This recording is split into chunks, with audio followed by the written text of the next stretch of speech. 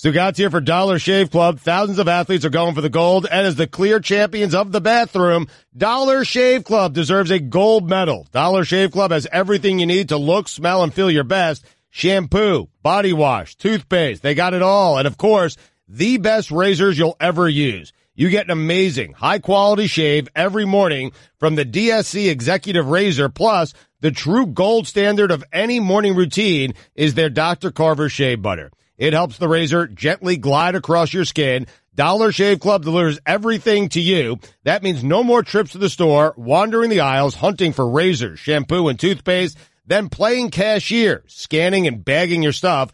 Go for the gold. Join Dollar Shave Club today, and for just $5 with free shipping, you'll get the 6-blade Executive Razor plus trial sizes of shave butter, body cleanser, and one white Charlie's. Then keep the blades coming for a few bucks more a month. Get yours at dollarshaveclub.com/Dan. That's dollarshaveclub.com/Dan. Greg Cote of the Miami Herald in with us today to ruin things right and left at every turn. Hello. I imagine Guillermo's mad right now at the Marlins because they ended that seafood race thing that they do. Oh, don't be dismissive. Like, you're so cool. You don't know what it's called. This great sea race. Oh, the seafood. Yeah, Dan. There's shrimp and sushi running around. Please, get out of here. All right. Well, you know what it is. It's a travesty. You know it. And you're pretending to be so cool like you don't care about Julio and Bob and Angel. You know them. Spike. You know Spike. I'm with Billy on this one. This is outrageous. All right. I love mascots. I've been throughout my life. You know who doesn't? Derek Jeter. He's firing them all. All of them. Wait, Fat Chris, you have been on Jeter's side the entire time here. Give him time. Let's see the plan. Let's let it play out. This is where he's crossed the line for you? Well, Rich Waltz I wasn't too thrilled about either, but yes, this is terrible. This is big. Mike Golick today went on Golick and Wingo with Adnan Virk, and he said Derek Jeter's ruining the Marlins. This is big. He crossed the line nationally yesterday, Dan. And then he said Dan would be mad about this as well. He did say that, yeah. I love mascots. One of the things I love to make fun of Wilbon about is that since his early 30s, Michael Wilbon has been anti-mascot. And so he was an old person long before he was an old person. And I love to make fun of Wilbon about that. I have no allegiances to these mascots. I did not know any of their names. I read recently. You don't know Julio? So cool. I'd never heard of Julio. I didn't until the other day when I heard that David Sampson, or somebody sent me a link that David Sampson one time got really angry because Julio won a race that he wasn't supposed to win. You know what? I'm glad he's coming on this week because we need to press him on that because Julio was always losing, and I knew something was up. There's no way Julio's never winning, and they were so unfair to him. I thought always the costume just weighed a lot more because of all the arms, but I'm glad to find out that the fix was in on Julio. Why were they prejudiced against the Hispanic Exactly. creature? Exactly. It's a great question. Weren't they all Hispanic? No, Bob's not a Hispanic. Bob, I mean, come on. Okay, but Spike? Do you know any There was on spikes? There was on Hell. I don't know any spikes. I didn't go to school with any spikes. Okay, so can we buy the costumes? The Marlins need money. Can this show buy the costumes? What do you want to do with them? Just have them? Oh, yeah. I mean, everything in that organization is for sale, so I imagine we can get them. All right, let's figure out how to do that. Guillermo, since your last Marlins project went so well, you're in charge of that. It would be so irresponsible of them to sell us those costumes. That's a brilliant idea, though. Could you imagine us racing up and down Ocean Drive How once much a are week? they worth? No, we should have those costumes. We need to buy those costumes. The Marlins need money. We'll write them a check. Let's find out how to get those costumes. What do they need them for? Call right now. Allison, call the Marlins right now and find out how we can buy those costumes before other people try to buy those costumes. I love that she immediately picked up a phone and knew which number to dial. Yeah. She's the best, man. She's an assassin. Yes, she is. So you think there's going to be a big line queuing to buy these costumes? No, but now that we've given the idea to people, there would be a bidding war for them. Yeah, Exactly right. I have a feeling they're very expensive. That's why you don't say these things on air, Dan. We secretly buy the costumes, and then we're just running around with them one day. So who do you call at the Marlins? They actually have someone that you would call to ask I don't them think about they this? have someone in charge of costumes. Okay. What's the point of this move, by the way? Like, when Chris told me yesterday, I just, smiled and was like, of course, this is ridiculous. What is happening here, Guillermo, is that they're getting all of their own people. The funny thing about that is, except for Mike Hill. Except for the general manager in terms of choosing the players, Everyone else, they seem to be cleaning house on. They don't want anything from the past in there. They want to put their own people in those positions. But the C race is so insignificant. Agreed. It's just a fun thing. By the way, my cousin gave me a great idea for what they should replace it with. They should have Derek Jeter running around chasing investors in the 6th inning. Think about that. That's funny. That would be great. You deserve the Nick slap for Way that. to go. First one ever for Guillermo, I think. That's a beautiful thing. Wouldn't you agree with my assessment that they're just sort of trying to eradicate any link to the past? The statue in the outfield. Oh, of course. They just don't want you reminded at every turn. That's why if they'd ever put that Jose Fernandez statue up, I would have been interested to see how you would have reacted to Jeter taking it down. But he's making Loria seem like the crazy fun uncle that had bobbleheads and fountains and sculptures and running around, and he was losing money so that we would have good players. They're scrubbing a history. I mean, we have no history. What are they so afraid of? They're scrubbing any sort of history, any reminder to a terrible ownership group? Yes, what they think, this is my guess here. I haven't talked to anybody about this. My guess is that what they think is the environment is so poisoned, and poisoned in a way that they had underestimated, because Jeter did not expect to get swallowed when he hasn't had an integrity stain on his resume publicly his entire life. He did not expect to walk into what he walked into. And I think that they just want to get rid of all of the poisons that remind anybody of who used to be in charge. Yeah, unfortunately, Stanton, Yelich, Ozuna, and Gordon were not among that poison. Yep. I'll address the elephant in the room. These sea creatures were ugly. What? They were terrible mascots. Jeffrey Loria picked them out because he's got horrible taste in art. What? Maybe we're getting rid of these guys to make room for something new and cool. How about this? Miami musician race, where you have a pit bull running. An oversized head with the oversized glasses and the chin strap. Come on. Pit bull trying to race Gloria Estefan. It's always Gloria Estefan. That's not a bad Always. idea. Yeah, it's actually a pretty good idea. Yeah, he's onto something. I like the idea better of Jeter chasing investors. Me too. Getting approval for that would be weird. And the investors are carrying they're carrying suitcases with money briefcases. Yes, of flying course, out. money flying out the back, and then Jeter is just chasing them. He's like the opposite of the freeze. He never catches them, ever. But they have to be mascots. They have to be a big paper mache. The one that's got the biggest head start is just, I think they should just be symbols. Like there should be a block that just says stadium naming rights. Right. And If he catches you, you have to do it? Jeter has no chance of catching that one. That one's like a mile out in front. Nobody's ever been able to get that one. What else could we put in that race? What else? What little symbols could we put in? It's just a giant dollar sign that he's running after. What would be the Monopoly pieces that Jeter would be chasing in a new race? Good public relations.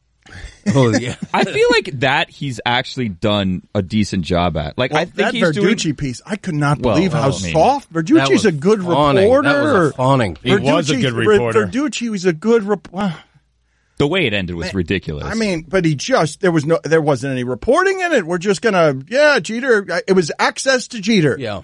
That grants me an article, and it's like, man, what puff. I was astonished to read through that and find out how soft it was. I mean, it was as if Jeter himself had edited it. I mean, it's weird. Strange. Right. But what kind of so we're saying that Derek Jeter's done a good job with PR. Outside of that, what has he done? I mean, outside of that one article. I don't think anyone has said he's done a good job with PR. I think he's doing a better job than the previous regime with community relations and outreach, and he's trying to get the team and the community on the same page, which they didn't seem to care about at all. Like, I know he's done a lot of stuff with charity. I heard that he did a thing where he's trying to donate all of the rooms and rooms full of used furniture and stuff to hurricane victims. And none of that stuff's reported because it's a lot of negative publicity. And I think he's doing a good job trying to ingratiate himself with the community. Well, I can tell you this from having talked to some of the people around him. I can tell you that what he is banking on and what he understands, and he may have said some of this in these town meetings, is the idea. He understands that none of you trust him and that you'd have no reason to trust him, that he hasn't earned anything in this market. He understands that part. But in what he thinks he needs is the support of the community. And so he's fighting to win it. Mm-hmm. Because how do you support that? All he can ask for, he can't ask for your trust. He knows that. That's interesting that he knows that. He knows can't ask for your trust. Good. How could he not know that? Right. Well. But what he wants is your support. And that's the reluctant give. Oh, it's very reluctant at this point. What's weird, though, is that he's trying to build the team from the ground up. He needs to do that with the fan base, which means appealing to the little kids who say, Mom, can we go to the game tonight? And yet he's doing away with kid-friendly stuff like the Four Creatures. But I'm guessing they're going to replace it. Don't you think? Or is it going to be the Yankee way? We're not going to have mascots because we're going to do it the Yankee way? Well, they're just going to be Yankee mascots. It's going to be a giant Paul O'Neill racing a Scott Brocious. Bernie Williams, Mariano Rivera. That'd be fun. Ruben Sierra. More people would show up. You want to do that? Let's go ahead and do that. That's a fun game. More people would absolutely show up. Yes, you're right. Let's do this, though. How about we do this? It's always fun, we have found. We did this the other day with the 1993 Marlins lineup. How well would you do, Cody, with the 1993 Marlins lineup? The opening day lineup for the Marlins. Can you do it by position? 1993. First base, Orestes Estrada. Second base, Jack McGillicuddy. Scott Pose was in center field. Charles Johnson was behind the plate. Charlie Huff on the mound. Benito Santiago was behind the plate. Oh, he was? Mm-hmm. Oh, Charles Johnson came later. Gosh, pretty good so far. I don't know. I'm stalled though. Well, but Magadan. Dave Magadan is Dave third. Felix in right field. My wife used to have a crush on Magadan. Walt Weiss on short. A lot of women had a crush on Magadan and Conine. In fact, who are the most crush-worthy athletes in the history of South Florida? Jason Taylor's very high on the list. Darren Dalton's in that conversation. He was. That's a good one by you, Stugotz. Yeah. My mom liked Rob Nen for some reason. Oh, I know a lot of Latin women liked Rob Nen. Really? A lot of Latin women. Much like a dad. Oh, but very masculine and the square jawline. A young Miguel Cabrera, the women liked. Oh yeah, really? Yeah, he was super popular with the ladies. A little heavy. No, young Miguel Cabrera. Young one. Even the young one had a full chubby. face. Yeah, a little chubby. Yeah. Baby fat. This is one of my first indoctrinations to like what the athlete life could be. Miguel Cabrera's, like after his first year, after he exploded, after he goes opposite field in the World Series at 20 years old, after Roger Clemens brushed him back. Like his life changed right then. So badass. No, right that minute his life changed. Miguel Cabrera goes opposite field after being brushed back by Roger Clemens, opposite field in that stadium at 20 years old. But that offseason, he goes and does an ESPN the Magazine shoot, and the models had to just all run away from him because he's just swigging straight from the bottle, and it's straight out of Entourage. And we find out later that he's got a huge drinking problem. Oh, yeah. Supposedly he drank during games. He'd put down a six-pack, go into the clubhouse, have a quick pop. I've never heard that. Do you know that? I've read it. I don't know it. Read it where? From personal knowledge. Where'd you read it? You could look it up. All right. I won't. Seriously, I can't source it. I think you might be making that up. I actually have a friend who is a bat boy for the Marlins who can confirm that. Greg Cote might have just broken that as his source without realizing it. A friend who's a bat boy. You might have told your father that, and now your father's repeating it as if he read it. And I think what just happened there is you just betrayed your father on his source. All I said was I heard it somewhere or read it somewhere. I've never read it. Okay, well, excuse me. If you haven't read it, then it didn't happen. That's correct. Just Googled the image Dave Magadan. Real victim of the slow, cruel hands of time. Now? Oh, yeah. Does he look beat up? Does he look like he's lived? Yeah, especially the nose. I learned so much. Covering that team my first year because, Stugotz, I didn't realize my first year covering stuff that what journalism's rules were. Like I was still learning journalism's rules. And so I was happening upon stuff in the clubhouse all the time that was really suspicious. I remember specifically walking up to Sammy Sosa and Sammy Sosa talking about women in a way that was just completely surprising, given his public image. Pre-Sam, you're saying. Pre-Sam Sosa, that's right. And what I remember one time with Magadan, I do word association with Magadan. I remember him being so mad at me. He was a professional, classy professional the whole time. And one time I wrote a story. At the end of the game, he popped up, men on first and second to end the game. And I just wrote a whole article about how he was asked to pinch hit and he had been sick. And I just knew all about the sickness because he had told me for 3 or 4 days all the things he was struggling with the sickness. And then he got mad at me after I wrote the article because I just sort of like, I told the story of the sickness, and he's like, you're making excuses. Look at you. It sounds like I'm making excuses for why I popped up in that situation. I learned like 100 things like that season. I remember Gary Sheffield, the two people in my career, Greg, who have been most honorable about sort of raising their hand and being accountable for errors they've made with me, are Gary Sheffield and Tim Hardaway. Tim Hardaway, when I see Tim Hardaway, I am so happy to see him and so happy that he doesn't have any bad feelings toward me and us for him ending up. Like, a lot of people wouldn't have been that kind of accountable on the idea of, hey, this was me. You didn't trap me. I'm an adult. I made the mistake. I said the homophobic thing. Did that take a minute with Hardaway, or did that happen right away? It happened pretty immediately. Okay. I mean, after the media engulfed him, he was scared, and so that's not the instinct right then, but soon thereafter. And Sheffield, I just remember one time that he just pulled me aside, and Sheffield was a superstar at the time. Mm-hmm. And he just pulled me aside and wanted to talk to me privately in the batting cage, simply after having a conversation with his wife in which he just apologized to me for the way he had treated me. And I found it, given his reputation, right. I found it really, it connected me to him in a way that has, since grown after his career. That's cool. I have a question for you, and I guess Greg, too, jumping off of the Magadan and Sheffield stuff, because I would have been intimidated covering Gary Sheffield because you were covering the Marlins and all of a sudden the superstar. I was. When's been the most intimidated you've ever been covering an athlete? Like, who still harkens back to a time where you were just terrified of them? Did that ever happen to you? Was Bonds intimidating, Dan?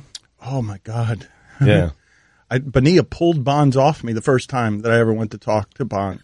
Pulled him off of me. Wow, what was he doing? It was the Pirates clubhouse, and because I didn't know journalism's rules, I did not know that you don't just walk up to Barry Bonds. And so I'm 21 years old, and like evidently there's this force field around Barry Bonds. Right. Reporters know not to go in it. Is that journalism rules or Barry Bonds' rules for journalists? Well, I didn't know either of them. Right. And so I walked right into his space. It's like not talking to a starting pitcher the day he's pitching. You just don't do that. Or just don't talk to Bonds. But this was keep in mind, like, that reputation. Look, it might have been known in Pittsburgh, but I'm talking about Pittsburgh Bonds. So, like, not a lot of people outside of that clubhouse knew yet that Barry Bonds was kind of a world-class bleep hole. Yes. World-class. High praise. Yeah. Congratulations. I like the idea of, like, 23-year-old Dan, like, I know who I'm going to talk to. Barry Bonds. No one else has thought of this. But I think you're giving him way too much confidence, too. It wasn't that confident. No, I was scared. But the thing was, it had worked with Ripken and Canseco. They were huge stars at the time, and I just walked up to them. And, like, they gave me time. And Bonds got so mad, and Bonilla was yelling at him, and Bonilla's bigger than Bonds, and he's holding him off of me, saying, man, the kid doesn't know any better. He doesn't know. He didn't know, Barry. He didn't know. Bonilla being bigger than Bonds. This was Pittsburgh Bonds. That's right. Wow. Greg, was there any situation where you found yourself in a similar place? He mentioned Cal Ripken. I remember talking to Cal Ripken once during spring training about bunting or some arcane subject, and I couldn't get him to shut up. It was one of those things where he's not only not hurrying me to end the interview, right. he just kept going on and on about it. So you don't have a story of being intimidated. You just have a story of you charming a legend. Yeah, that's right. Okay, very good. Hi, everyone. Stugotz here. Support for the Dan Le Batard Show podcast comes from our friends at Rocket Mortgage by Quicken Loans. Chances are you're confident when it comes to your work, your hobbies, and your life. Rocket Mortgage gives you that same level of confidence when it comes to buying a home or refinancing your existing home loan. With Rocket Mortgage, you can apply simply and understand fully so you can mortgage confidently. To get started, go to rocketmortgage.com/Stugotz, Stugotz, equal housing lender, licensed in all 50 states, NMLSconsumeraccess.org number 3030. Dan Le Batard. Chris Cote, how is it that you had a sharp single off of Matt Lato's and also played with the big prospect. You played with the big prospect? No, I coached against Lewis Brinson, the center fielder that we got back. He's a 5-tool outfielder, really good player. He went 1 for 4 against our awful baseball team. Stugotz. Did you have your ace on the hill, or? No, what you do is you start with the heat and you go high in the zone. Right. And then when the 2 strikes come, curve it. He sits dead red with 2 strikes? That's right. All right. What pitcher was it for you? Was it like your ace, or was it like a number 3 Our guy? number 2 was our number 2. Number 2 guy. This guy What's he stinks. up to now? Nothing. This is the Dan Lebatard Show with the Stugotz on the ticket. You may have noticed that the last segment ended with Greg Cote being asked a direct question and not even coming close to answering it. He's doing his own show. It's his own show. He doesn't care whether it fits in what we're doing. He just wanted to tell a Cal Ripken Jr. story that was flattering to him. He couldn't get Cal Ripken Jr. to shut up. I didn't know I was under oath and had to answer a question specifically as it was asked. I thought there was a little bit of latitude there, Your Honor. No. So, Guillermo, what do you make of this? A texter writes in, all Jeter would have to do to improve his position is say publicly, hey, we're only going to tear it down once. One time. Does he buy himself anything with that if he were to say it? If he were to simply declare it, this is something, we're only going to do this one time because we got to clean everything out of here. Does it buy him anything with you, Billy, the biggest cynic? Well, it's an impossible thing to promise, though. Like, there's no way you can promise that. And by the way, he's not calling it a rebuild. I'm sure you read that. He's calling it a build. But that's an impossible promise to make. Like, you can say that, but what are you going to do? The thing about it is I believe that he has good intentions, but it's such a difficult thing to ask, hey, I'm new to town. Just give me 5 years of patience. No, it's a no-win. It really does feel like a no-win position to buy it with debt, to have the team not be good enough, to feel like you have to strip it down for whatever your business reasons are to nothing. And then now you have to, the way to win is you have to be smarter than everyone else. They could have... Hold on. Can you absorb that for a second? Yeah, uh-huh. The way to win is Derek Jeter has to be smarter. Jeter has to be smarter than everyone else because everyone else is spending money. So now you've got to be finding value instead. No, he might be. I mean, I think that's where Chris has been all along. Let's give him a chance. That's fine. You can give him a chance, but it's a big ask. You'd understand why people distrust the idea of, wait, Derek Jeter's going to try and do this on the cheap by simply being smarter at evaluating everything than everyone in baseball who's spending. It's a tough ask. While other people are trying to do the same thing that he's doing, too. Like, we're not the only people who have traded people and who are trying to rebuild. The Pirates are doing the same thing. And we're assuming that we're going to be the ones to do it right because the Astros did it right and the Cubs did it right. Like, it's a lot to ask. It's just so hard to have optimism. It's so hard to find support. And it's the same actions from a previous regime who basically told you, you know what? Take it. No, there's nothing you can do about it. It's not the same action. It's worse. They've never bare-bonesed it this way. Mm-hmm. No, they've never done that. It's the worst teardown in Major League history in terms of the wins against replacement factor. So there's nothing he could say. Like, it's a good thought, but there's nothing Derek Jeter could say. I mean, because you have a fan base that's been burned for years, Dan. Dan, he's just going to have to win. It's going to have to be actions, and he's going to have to win, and it's going to have to be sustained winning. I do think, though, if publicly he were to say, instead of just saying what he said at the town hall meeting, which is, look, I'm here to win. I could have made money in a lot of places. I'm here to win. If instead of saying that, which is the measured Jeter, publicly specific, crafted way of doing it, he was more aggressive about saying, look, here's our plan. It's not to make money. Our plan is we need to strip this down, get rid of everything that was wrong here before, start totally over. And what I'm telling you is when it's time to spend, we will spend. But I don't think that he can make that promise right now publicly. Because I don't think he knows. He can't make that promise because that promise would beg you to trust him. And he inherited from the Loria regime, he inherited so much distrust that was the go-to emotion when it came to Jeter, and he started selling off all these players. He just can't, he can say this will be the last time we do this, but nobody is going to believe it.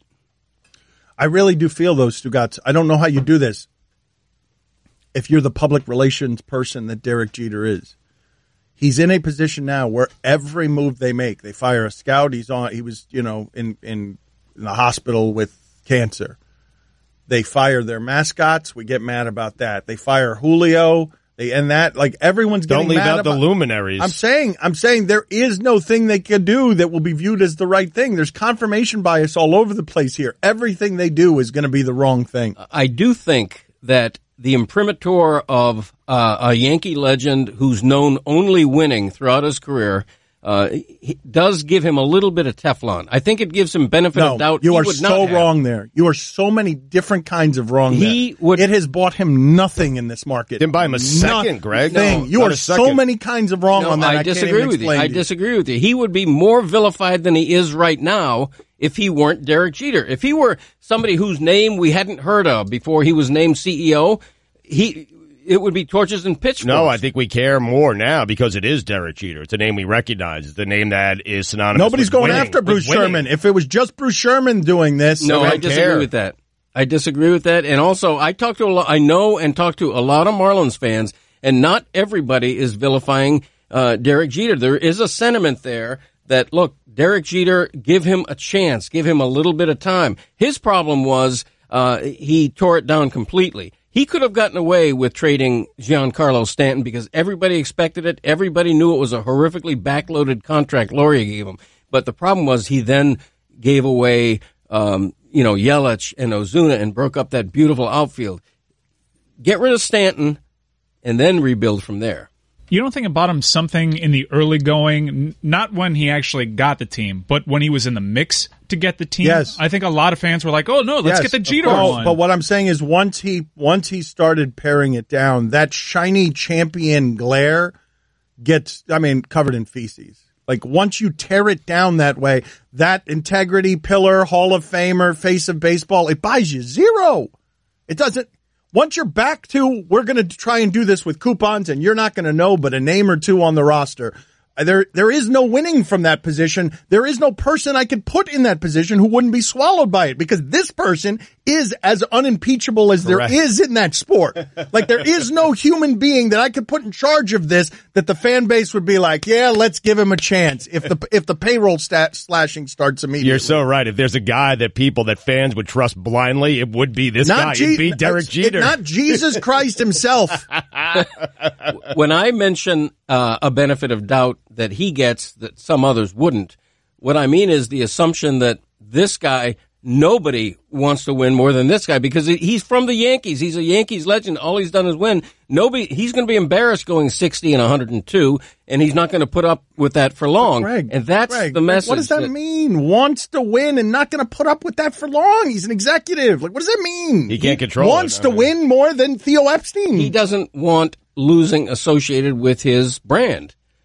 And I'm speaking on behalf of Greg, people who really support him. He made them the worst team in baseball Yes, this he year. did. But He did that. I get what Greg is saying, because even though I've seen the numbers and he's sort of fiscally rewarded for having a bad team and that being having a direct correlation to the team's payroll, it would go against everything we know about Derek Jeter for this team to not, at some point in his vision, turn it around and be a winner. Agreed. That's what I'm talking about. But he has said he's here to win. But what I'm telling you, having seen the business plans, having looked at both sides of the 48-page document, having seen everything in it, like, those numbers don't guarantee that he's going to do all of that. Those numbers guarantee that he's going to always be able to shave to solve his problems.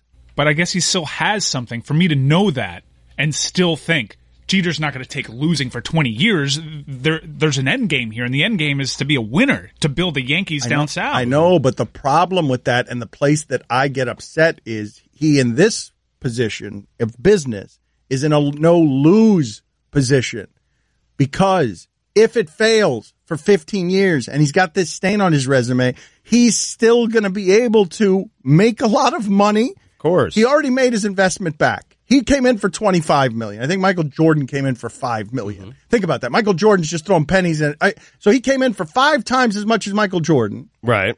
And he comes in at 5 times that, and he makes his money back in salary. He gives himself a contract that's going to make all that money back. And now it's just, what kind of profits am I producing for the owner? And I've got bonuses in line with not having to make any cash calls. Mm-hmm. When you set the framework that way, If Jeter's wrong on doing it with coupons 10 years from now, he still gets to get out a winner.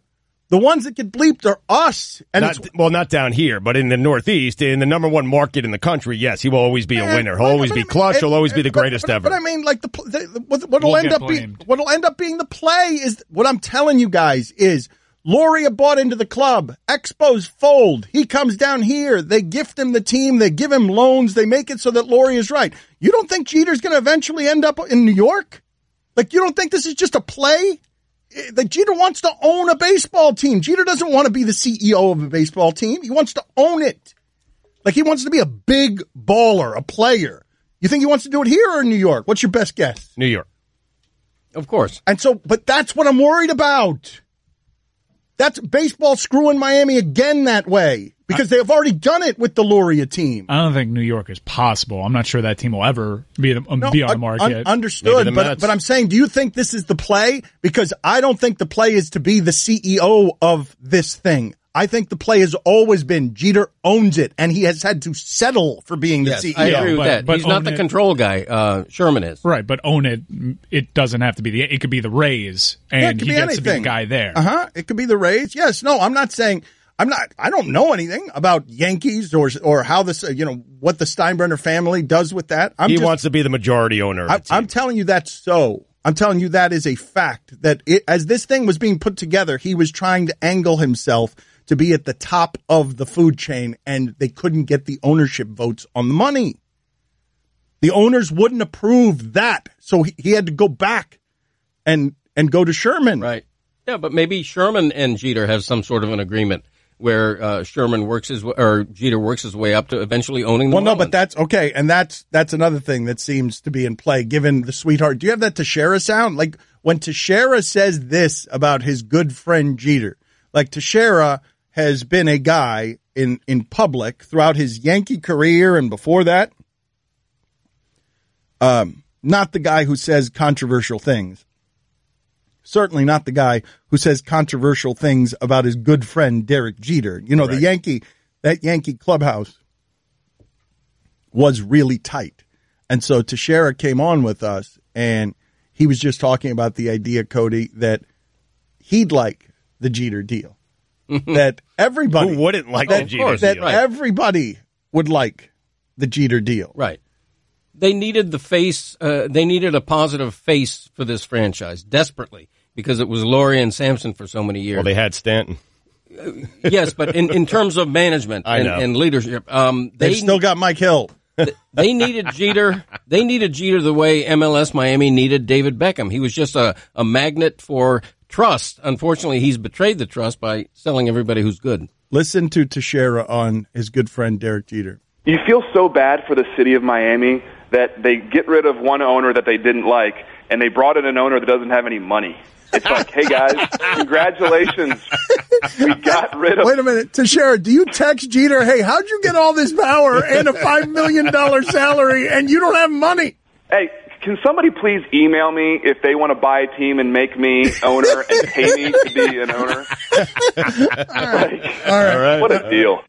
Hello, I'd like to deposit this to checking. Fate is a fickle master. What? The future is uncertain. Okay, and what's my account balance?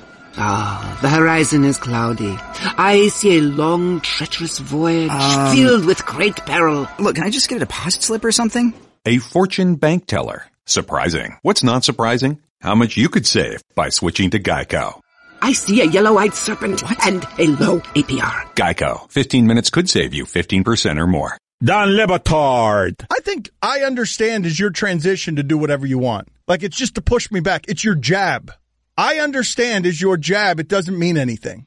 It doesn't mean a thing. Keeps you away for a second. Yes, I understand, but it's not you actually understanding. Oh, no, I don't understand a thing. No, he absolutely doesn't. Stugotz. And it's not just that either. He switches to a southpaw, starts jabbing with the other one with that's funny and interesting, and by saying that's funny and interesting, it gathers me enough time to say something of substance. Mm-hmm. Well, wait a minute. That's not true. Well, the of substance part. It was a good impersonation. Everything else, you were dead on to the end. It was a good impersonation of Stugotz. It gets me to the larger part of my arsenal, which is also useless. This is the Dan Le Batard Show with the Stugotz on the ticket. Texter writes in, Dan, you got to get on Cote for continually writing the obvious newspaper column. What did I write? What's obvious? Just whatever the headline is rarely something that surprises people because you have thought about things counterintuitively. I think it's the claim being made by text here. Those are not my words, though they are. Right. Sure. Yeah, I know you feel that way. No, I didn't say I felt that way. I made the words from the text say that. I'm not saying those are my feelings. Those are the feelings of the texter. So the texter did not use the word counterintuitive? No. Okay. Dan, you got to get on Cote for continually writing the obvious column. It's a powerful tool to have, just to have your own feelings, just voice them through the texters. I do it all the time. You know, some people want me to fire everybody and, you know, what's Spo done lately? And, you know, you can't just write what's inflammatory. You have to write what's fair and what you feel. But the one time, the most controversial time in your career, since Stugotz was clamoring here for an old war story segment. Yes. Because you guys... War stories with a couple of old journalists. You guys enjoyed those cruddy journalism stories. I love them, man. I know what you're going to refer to. Well, what's the second most controversial column you've ever written? For those of you who don't know, and maybe Cody's been burned because he suggested trading Dan Marino and keeping Scott Mitchell. Right. Maybe he hasn't had a dangerous thought since then because of how that went for him. Dangerous thought. I mean, a dangerous column, a column that you're writing that you would consider dangerous. This is right on the line. This might get me in trouble. Wow. I mean, I can't think of one offhand. I'm sure there have been. The Marino column, I still get emails about to this day, and that was, what, mid-'90s? But that's not what kind of columnist Greg Cote's ever been. Like, there are different columnists in different markets, and what are your legacy? What do you want your legacy to be? Like, Lupica is the guy, Lupica and Mariotti were the guys who Bayless would fire everybody. This guy needs to go, blah, blah, blah. There have been very few columnists in the history of South Florida who have ever called for a coach's firing. That's not how we wrote down here. No. You never have, right? You don't do that. I mean, I'm not going to intentionally write the way Stephen A. Smith talks just to appease people. If you don't like my column writing style, you needn't read me. I know, but that's what's happening. No, that's not true. Because of online, I'm more read now than I ever have been. Okay, forgive me. I didn't mean Congratulations. to say I didn't mean to say that you're not read. I mean to say that Stephen A.'s way of doing is the way that gets rewarded. Sure, I get Your way of doing is not the way that gets rewarded. Well, it rewarded or noticed in an inflammatory way. I mean. But you're staying true to yourself, though. Not that Stephen A. isn't, but you're staying true to yourself. But Greg Cote, what can be said, and this is rare, and you can even say it could be a fair criticism of a newspaper columnist, that Greg Cote is rarely controversial. Rarely polarizing. When he writes things, they're not things that are harsh or filled with edge. Right. They're things, they're well-written things that are thought out, but they're rarely going to be so edgy that you put down the paper and are mad at like you're mad at the newspaper column. I think you feel good when you read Greg's columns, right? Like, I think they're feel good. I mean, I was on Jeter with a few columns in the middle of the fire sale there, like right after between D. Gordon and right after Stanton. I wrote columns that were critical, not that was coloring outside the box, because a lot of people were critical at that time, but it wasn't as if I was defending Jeter in print. In the middle of all that, I'm going to write what I think and what I feel. I'm just not going to contrive controversy. I totally would. If I were a journalist, are you kidding me? Like you said, what do you want your legacy to be? I'd let people determine my legacy. What do they want it to be? And I'd write whatever it is that they wanted me to write. Should have done that, man. Okay. I'd fire everyone. All right. I'd fire Steve Kerr this morning. I want to be a voice of reason to a certain extent. That's all. And look, man, you've made a career out of it, as have I. But for some reason, I fancy myself a voice of reason, and I'm consistently polarizing and controversial. It's better for business. It is. You're right. I mean, I could contrive opinions I don't hold, and it might suit me. Do you think that feel very good? But how about that? How about that as a crafty veteran, late career heel turn? You should. I think you should try it for like a week. Just pivot with a bunch of outrageous columns. Yeah. Didn't Dennis Miller do that? Didn't Dennis Miller go from one side to the other politically? I think so. Because you wrote a recent column. It said he had only 3 points. This is the headline. He had only 3 points in his Heat return, but Dwayne Wade still owned the night in fans' hearts. Right. You got a heel turn on that one. Dwayne Wade, what a disaster. That would have been the controversial Everyone column. would have read that, man. That would have been the controversial column. It would have been. So what I can do is just simply sell my integrity for clicks. That headline. Yep. Well, first of all, you've been doing that for a while, as you know. I love the headline just on a Cote column. Wade washed. Wade, more turnovers than points. Wade washed. And just a savaging column. Welcome home, bum. Wade and Riley grow old together. No, but Cote laughs. The columnists that you see on Around the Horn who come from another time, that's the stuff they would do. Woody Page does stuff like that, or did stuff like that. But I have great respect for Dwayne Wade. I said of the trade that it's the perfect symbiosis, that both needed each other. And so 2 days later, because he scores 3 points in 22 minutes on only 6 shots, I'm gonna rip him. I mean, there has to be a consistency, right? What you wrote, the obvious column. Mm-hmm. Right. I did write the obvious That's column. where this conversation started. Okay. It was a feel-good column about a feel-good moment, and I don't apologize for that. Mm-hmm.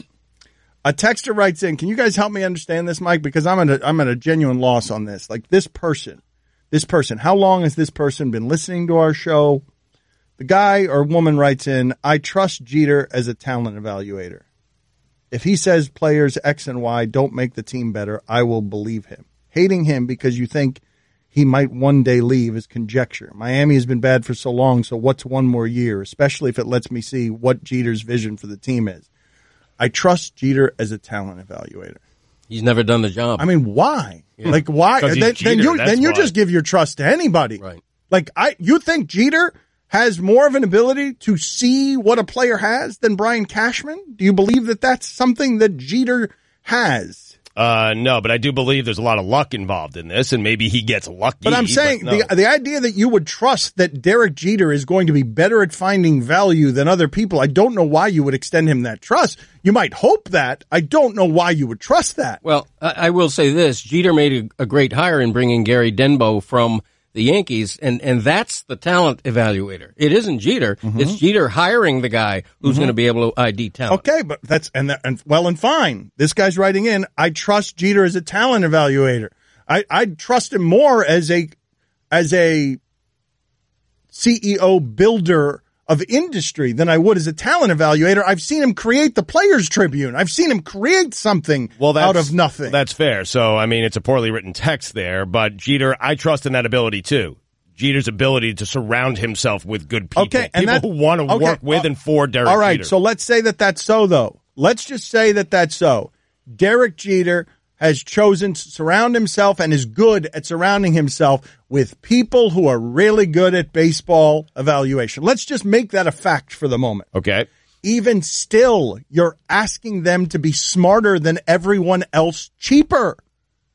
It's a big ask. I don't care how good you're at that unscientific job. It's a big ask to ask them. Theo Epstein's great, right? Allegedly great. They've got 30 innings of homegrown pitching talent in the last, I don't know how many years. They can't home grow their pitchers. They have to always go out and get Yu Darvish. The guy that Jeter did hire, though, to Greg's point, he did replenish that Yankee farm system and did have Aaron Judge and Gary Sanchez on really cheap contracts last year. No, and that's well and fine, and it's good that he did that, and you think he can recreate it. Okay. I don't know if he can. Okay, but the Yankees were doing it from a position of strength. Correct. The Yankees were doing it from a position of we will spend if we have to. Sure. You've got no promises that there's going to be any spending here. All of the payroll numbers are under league average for the next 5 years. You can't really compare it to the Yankees because you're right. They were going the farm system route, and then Giancarlo Stanton became available. I mean, got to spend. I think, by the way, just to clear something up, I think that what the two of us do in being critical of this thing, we're being labeled as haters, and that's not the case. Like, no one would be happier if this worked out than I would. If the Marlins return to prominence and win championships because of this plan, I will be thrilled. but I don't want to sit by idly for 5 years hoping that maybe things will work out. Well, the other part of that is, even if it does work out in 10 years with South Florida surrounding this team, it doesn't make how they're doing it now any more right, given what's happened in this market before. Like, even if they do it on the cheap and are smarter than everyone else and cut coupons and tank for 4 years and then become the Astros and Cubs, even if they do it that way, it doesn't change what's happening right now, which is that if they fail 5 years from now, they could just slash again. The solution can always be to slash. Right. We need to see evidence of an end game from the ground up with growing the farm system. But the problem was, we expected Jeter to be the knight on the white steed who came in and rescued us from Jeffrey Loria, and instead it's just more. It looks and feels like more of the same, and that's the problem. Is that Stugotz here for Dollar Shave Club. Thousands of athletes are going for the gold, and as the clear champions of the bathroom, Dollar Shave Club deserves a gold medal. Dollar Shave Club has everything you need to look, smell, and feel your best. Shampoo, body wash, toothpaste, they got it all. And of course, the best razors you'll ever use. You get an amazing, high-quality shave every morning from the DSC Executive Razor. Plus, the true gold standard of any morning routine is their Dr. Carver Shave Butter. It helps the razor gently glide across your skin. Dollar Shave Club delivers everything to you. That means no more trips to the store, wandering the aisles, hunting for razors, shampoo, and toothpaste, then playing cashier, scanning and bagging your stuff. Go for the gold. Join Dollar Shave Club today, and for just $5 with free shipping, you'll get the 6-blade Executive Razor plus trial sizes of shave butter, body cleanser, and one wipe Charlie's. Then keep the blades coming for a few bucks more a month. Get yours at dollarshaveclub.com/Dan. That's dollarshaveclub.com/Dan. This is the Dan Le Batard Show with the Stugotz podcast. Greg Cote of the Miami Herald in with us as he is every Tuesday. Stick around for him to miss Hard Network out. They are at 54-32 at the end of each hour. He hasn't gone well in Hard Network out recently. We do a local hour for people who don't know. He's already 0 for 1 today. That's right. Yes. He's 0 for 1. He had the number, the time that we were going out, pinned on a sheet of paper in front of him. The entire shipping container was counting him down with fingers, 10-1. He didn't see any of it. He was lost in the sound of his own voice. He's a tired narcissist. Greg Cote of the Miami Herald in with us today. A tired narcissist. That almost sounds like an oxymoron. So Steve Kerr last night, for those of you who do not watch late night basketball, the Warriors crushed the Suns last night. Guillermo, put it on the poll. Can you name the coach of the Suns? Yes or no? Wow. That's a good question. Wow. Can you name the coach of the Suns? But anyways, there's a whole idea of disrespect. Did they disrespect the Suns because they won by 45 or whatever it was, and the players were calling the plays? They were in the huddle. Draymond Green, David West, Iguodala. They were coaching the team last night, and Steve Kerr's quotes on this. And Steve Kerr is uncommonly comfortable, confident, and candid when it comes to this stuff. Wouldn't you be with that team? Yes, yeah. But he's also confident because he's a champion, because he's been punched in the face by Michael Jordan and won a championship with him. He's got an unusual pedigree for a guy in that position. He was an okay professional player, but he played with a champion, and he's got the confidence at every turn that you can hear in his voice when he says and does things like this. It's their team. I think that's one of the first things you have to consider as a coach. It's not your team. It's not Bob Myers' team. It's not Joe Lacob's team, although I'm not going to tell Joe that. It's a player's team. It's their team, and they have to take ownership of it. And as coaches, our job is to nudge them in the right direction, guide them, but we don't control them. They determine their own fate, and I don't feel like we focused well at all the last month, and it just seemed like the right thing to do, and I thought they communicated really well together, and they drew up some nice plays, and it was a good night for the guys.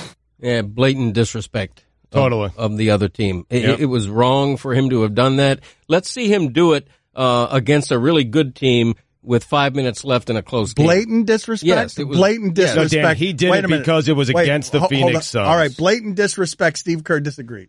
I told Jay afterwards, I said that, people may make a big deal of it and had nothing to do with being disrespectful. It had to do with me trying to reach my team. I have not reached them for the last month. They're tired of my voice. I'm tired of my voice. It's been a long haul these last few years, and I wasn't reaching them, and we just figured it was probably a good night to pull a trick out of the hat and do something different. I thought the players responded really well, and I just feel like when we're focused, we are really tough to beat. And tonight we were focused, and I think just having to count on each other and not hearing my voice, which sort of sounds like Charlie Brown's teacher or parents or whoever's voice that is at this point, that's what I sound like to them. So they needed a different voice. Who's Jay?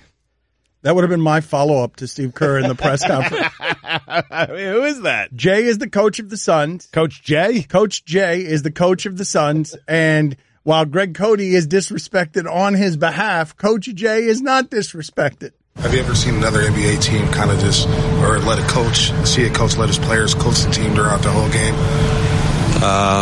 No. I mean, I've never seen it. I didn't even see it here. I'm worried about my bench. And you feel like that's a little disrespectful? No. He explained that it wasn't. See, whatever coaches you are, you have to do what you have to do to build your own team up. And if he thinks that helps them, I tip my hat. The obvious question: who the hell is that? Yeah. Who is that person talking? Mm-hmm. Coach Jay. Jay Triano. No, don't tell people. I wanted it to be Coach Jay forever. Don't tell people. Just Coach was his last name. Jay. Yeah. Coach Jay. I'm going to call him JT. When you're JT and you're 18-40, of course that's the response you're going to give to reporters after the game. It was disrespectful. I'm completely with Greg. Steve Kerr, do your job. You want to impress me? Have Draymond Green, who wasn't even playing last night, have him call the plays and draw up the plays Game 7 Western Conference Finals against the Rockets. Then I'll be impressed. Exactly. He did it because it was against the Phoenix Suns. He should be ashamed of himself for doing it. No, Dan, if someone did that to a team that Steve Kerr was playing on or coaching against, he would be upset. I don't care what anyone says. It's disrespectful. Yeah, it's the opposite of sportsmanship. And I'm tired of Steve Kerr saying things like, "Oh, my team, we're mentally fried." You're the defending champion. You're going to win another championship. Just quiet, please. Oh, the same guy who can't once a week please. always do his back in my day doesn't understand why professional athletes traveling all over the world for 3 years under uncommon scrutiny and hatred might be tired. No, I don't. I really don't. That's their job. Mm-hmm. So's yours. The job that you keep choosing not to do because you're too tired or it's hard work or you can't do it because you don't feel well. I tell you what. Next time, put it in my contract that I have to do back in my day every week because it's not in my contract, boss. Whoa. Some tension. I'm just saying, you guys are real comfortable telling other people how to do their jobs when... Oh, give me a break. Your voice wasn't reaching the players anymore. You had won 7 of 10. You have the best team on the planet. You know what? You want to take a night off? Take a night off. Give your salary to the players then. Have you already forgotten the Phoenix Suns head coach's name? Dan Marley? I got an idea. I mean, Cody will never get it. JP? I know it already. Jay Triano. Something like that. Something like that. Who is that person? Jay Triano? I have no idea. Thank you. I was right. I'm just learning it's not Earl Watson. That went well. The hell the Suns doing, by the way? Guillermo, put it on the poll. Hell the Suns doing. And don't even put anything else there. Just not a yes, not a no. Just hell the Suns doing. Honestly, is Devin Booker good? Are you sure? Like, I know he's out. But is he good? Are you sure? He scored so many points. I know. Are you sure though? Because somebody's got to get Phoenix to 90. I mean, Elfrid Payton got 29 last night. I'm saying, are you sure? He's on the Suns? He just got traded. Yes. He just got traded. The Magic traded him. What's going on with that dude's hair? I mean, it's been that way for a while. It's great, like, for the outdoors. You don't need to wear a hat. It shades you. No, but Elfrid Payton is trying to do for that part of the hair what James Harden is doing to the beard, and it's not working. But how amazing would it be if that guy were great? It'd be incredible. He is on the Suns. He is on the Suns. The Weeknd had that hair. Unstoppable. The Weeknd had that exact same haircut, but he gave up on it. It's very rare for an athlete to stay with that look across years. That look. I don't even know how to explain that look. What would you say his hair is doing? It looks like he's wearing a Carmen Miranda fruit hat. Yeah. I know that's an old reference, but I don't have anything else that you would put on the head that would look like that. I don't have the answers for you, man. Yeah, it's just the old Weeknd cut, I guess. Is that what we're calling it? Looking it up. What is the name? Every haircut has a name. Like, what would that be called? Let me Google what was the I think the name. No, the name of that haircut is Hell the Sun's Doing. It's a floppy high raise hairdo. That's what they call it. The floppy high raise. Like it. Or what the hell the sun's doing. Hi, everyone. Stugotz here. Support for the Dan Le Batard Show podcast comes from our friends at Rocket Mortgage by Quicken Loans. Chances are you are confident when it comes to your work, your hobbies, and your life. Rocket Mortgage gives you the same level of confidence when it comes to buying a home or refinancing your existing home loan. Rocket Mortgage is simple, allowing you to fully understand all the details and be confident you are getting the right mortgage for you. To get started, go to rocketmortgage.com/Stugotz. That's rocketmortgage.com/Stugotz, STUGOTZ. Equal housing lender, licensed in all 50 states. NMLS consumeraccess.org number 3030. Dan Le Batard. Yo, chicken time. Stugotz. Smarter God. This is the Dan Le Batard Show with the Stugotz on ESPN Radio. Lest you think that these guys are acting or that they are paid actors, Stugotz in character and Greg Cote of the Miami Herald during the break continued to have the same conversation about Steve Kerr and how disrespectful it was. Mike Ryan chimed in the middle of it with a tweet. Mike, what was that tweet? And Greg and Stugotz didn't even hiccup. It wasn't even a speed bump when Mike read this tweet to us during the break. This is courtesy of Rabdog on Twitter. Guys, I mean this sincerely and with much love. That was the worst bleeping segment ever. And Really? Stugotz and Cote kept going about how disrespectful it was, and Steve Kerr, coach your damn team. And I thought to myself, and Cote was saying in the middle of it, I enjoyed ripping Steve Kerr there. I thought to myself, that's about as hack sports radio an opinion as can be had. The idea that Steve Kerr owes the Phoenix coach something and not his own team. The idea that he should be extending to this Phoenix coach some sort of sportsmanship courtesy instead of doing whatever he thinks is best for his own players to keep them loose and fun as the only team in the league that has DJs during practice with one of the few coaches in the league who doesn't mind letting them be young. They're loose and fun, and they're doing just fine, and they've done just fine under Steve Kerr. It's Dan, it's only about respecting another human being, another man. That's it, because what he did last night is, for hey, the love of God, I can beat you by 40 without even calling a play. I'm going to let my players do my job for me. No, I'm sorry. It's disrespectful. It is. Steve Kerr did his job last night. He won by 45. And they win by 45 most nights. I'm not impressed. No, they do Give not. me a break. He's Greg, got an all-star team. Stugotz, they've got a worse point differential than the Rockets. They don't win by 45 most nights. Did you call me Greg? They win by an average of 7 points a night. It's about the integrity of the game. Imagine this happening in other sports, right? I mean, Bill Belichick's ahead by 40 points, and he lets the place kicker take a few snaps and play quarterback. Right. You just don't do that. A baseball team's you ahead don't by even 12, know the Phoenix so the catcher coach's pitches name. for an You inning. don't even know his name, and now Jay you Triani. want Steve Kerr. You're still getting it wrong. You're talking about JT Triani is some media publicist. It's JP. I mean, you guys don't even know the guy's name, but you're indignant on behalf of how he must not be disrespected. That's right. While not knowing his name. He's got a career winning percentage of .370. He earns a little respect. Yep. You've gotten his name wrong 4 times. Guillermo, put it on the poll. What's more disrespectful to Jay Triano? That Steve Kerr let his players call the game last night, or that Greg Cote can't get his name right? I'm saying Jay Triani. It's Triano. That's what you say. It's JP. Steve Kerr shouldn't do that, Dan. It's a head coach. Regardless of what his name is, he's a fellow head coach who deserves some respect. Oh, for the love of God, No, with he the does. feelings Sorry. of the head coaches. Sorry. Bleep do I care about the Fraternity. feelings of the head coaches. That guy, lucky to have a job running that franchise into the ground. I mean, unlike Steve Kerr, this guy probably paid his dues. And the only one who's talking about the All-Star break and he needs to get away and get on a beach and relax and get away from Draymond Green is Steve Kerr. The players aren't talking about it. It's Steve Kerr who's tired. So go to a beach and relax. Stop coaching. Don't take the money. Do that. Give it to Draymond Green. Split it amongst the players. Let a young assistant have a chance to coach this all-star team. It doesn't matter. And this is why everyone's mad at Kevin Durant, because Draymond Green, who's not playing, coaches the team, and they win by 46. It's too easy. It's ruined the NBA. I'm with Stugotz here. No one wants to hear how hard Steve Kerr's job is. Please. We're not here for that. And I know he's gone through awful back pain and all sorts of illness as head coach. We just don't want to hear it. Can you play the straw man, please? He's the last guy play the straw man, because I don't believe you heard anything from Steve Kerr talking about how hard his job is. All the time. Mike Ryan's arguing against something that hasn't been espoused by Steve Kerr. Steve Kerr at no point has mentioned how hard his job is. He won't shut up about it. Yeah, really. Serious. Quiet. Straw man.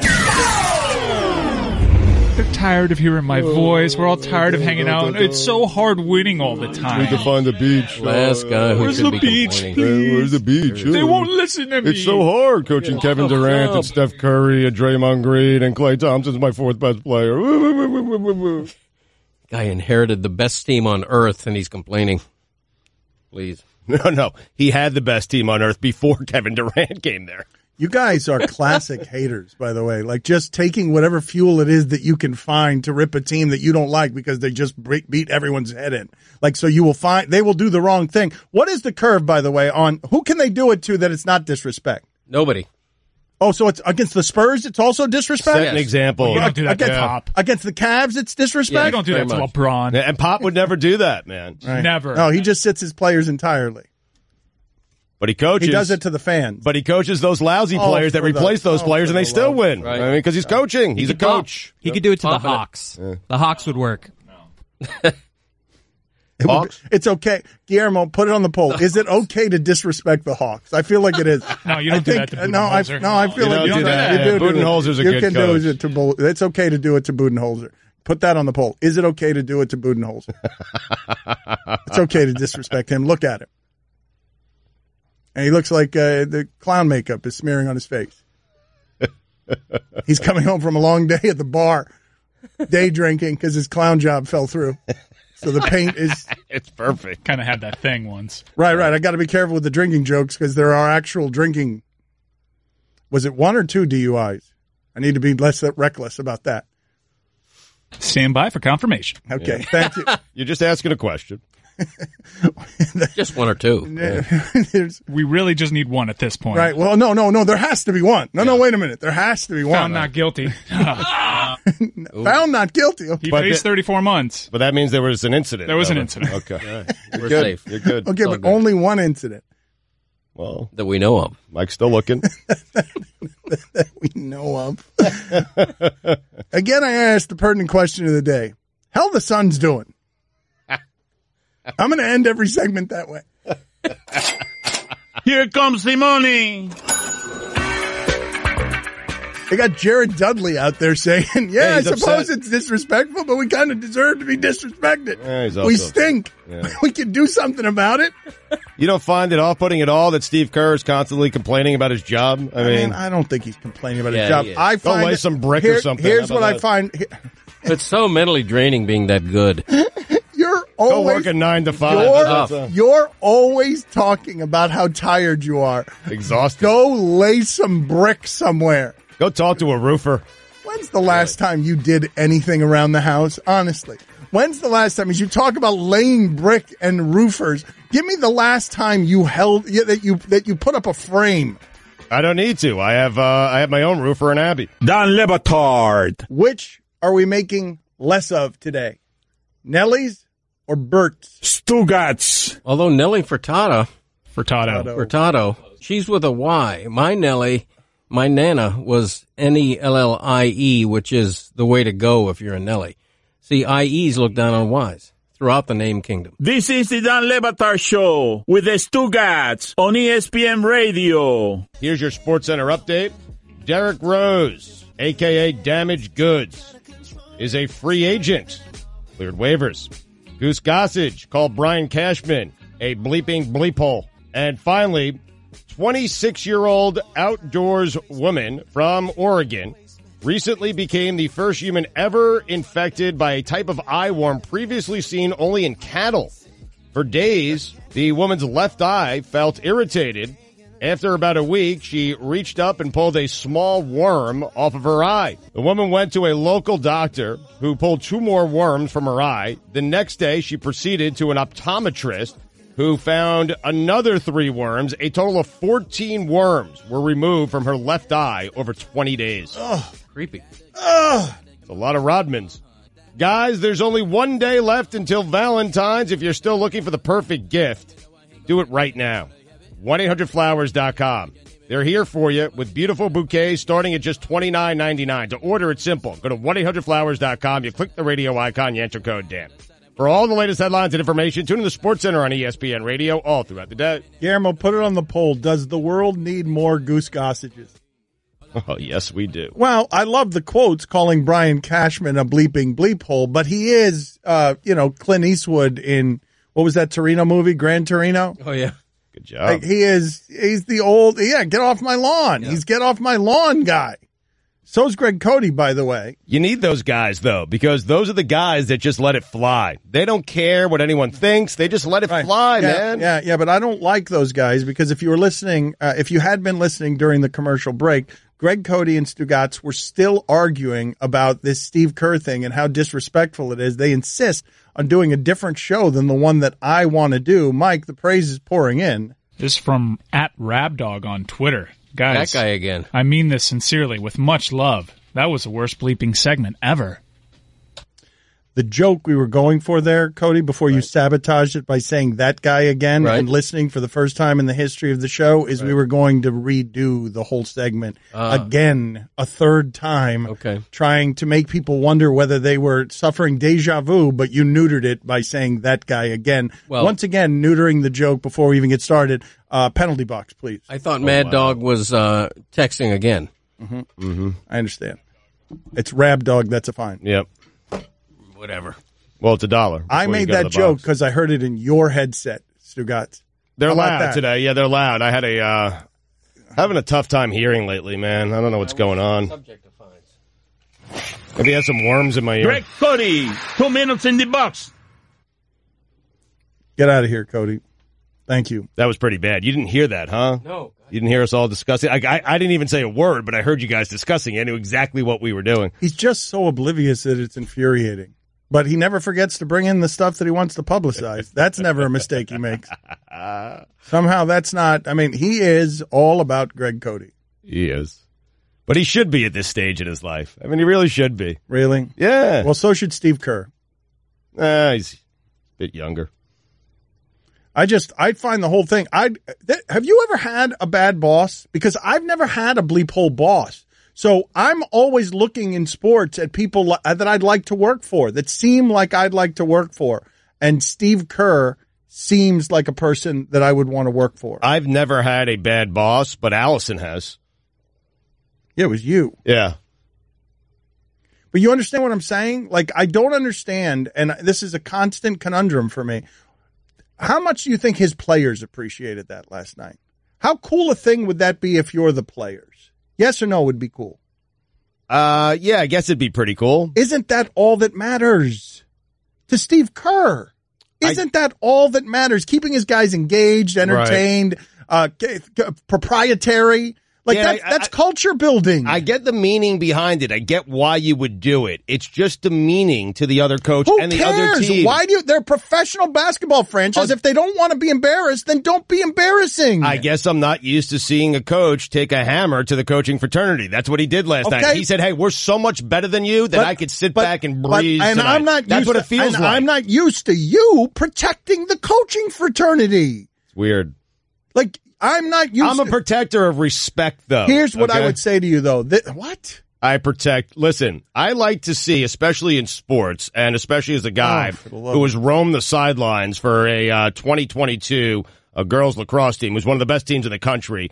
I know what disrespect feels like from other coaches, and so I am a protector of respecting the other team and respecting the other coach. Which is fine for 13-year-old girls. Yeah. Professional athletes are professionals. I walked over to an opposing sideline once and yelled at a 13-year-old girl. Well, that's why she was talking trash to me, though. Respect. That's what it's all about. You respect me, I respect you. And Triviano, whatever his name is, he certainly respects Steve Kerr, and Steve Kerr showed no respect back to JT. Wait a minute, you just changed the initials too? Because I think you were calling him J something else before. JP you were calling him before. It's Priviano? No, never mind. Oh. So, I want to get into this Lane Johnson, Teddy Bruschi beef.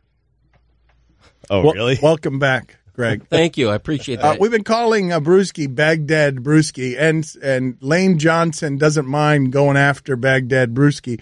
So, because anytime there's a Patriot scandal, Bruschi, where he's always in Bristol the day of Patriot scandal, I'm pretty sure he comes in by flume from Foxborough. Like just whenever there's a scandal, he's got a zip line or something straight from Foxborough to the first base, the first take set. Gillette Stadium. Yes, just a zip line. Wait a minute, Belichick deploys him like you would a submarine missile. It's a long zip line. And so Lane Johnson has noticed this, and Lane Johnson said that the Patriots have a fear-based culture, and Teddy Bruschi came back with, I don't know what you're talking about. I had a lot of fun, but Guillermo, put this on the poll. Do you think Lane Johnson and Teddy Bruschi define fun differently?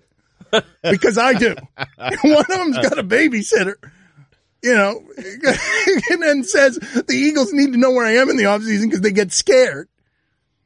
And the other one's Teddy Bruschi. So here's Teddy Bruschi's sound on the Will Cain show because Lane Johnson said, they don't have fun over there. They don't have fun. And Bruschi comes back with winning's fun. You're still talking about the opponent you just played.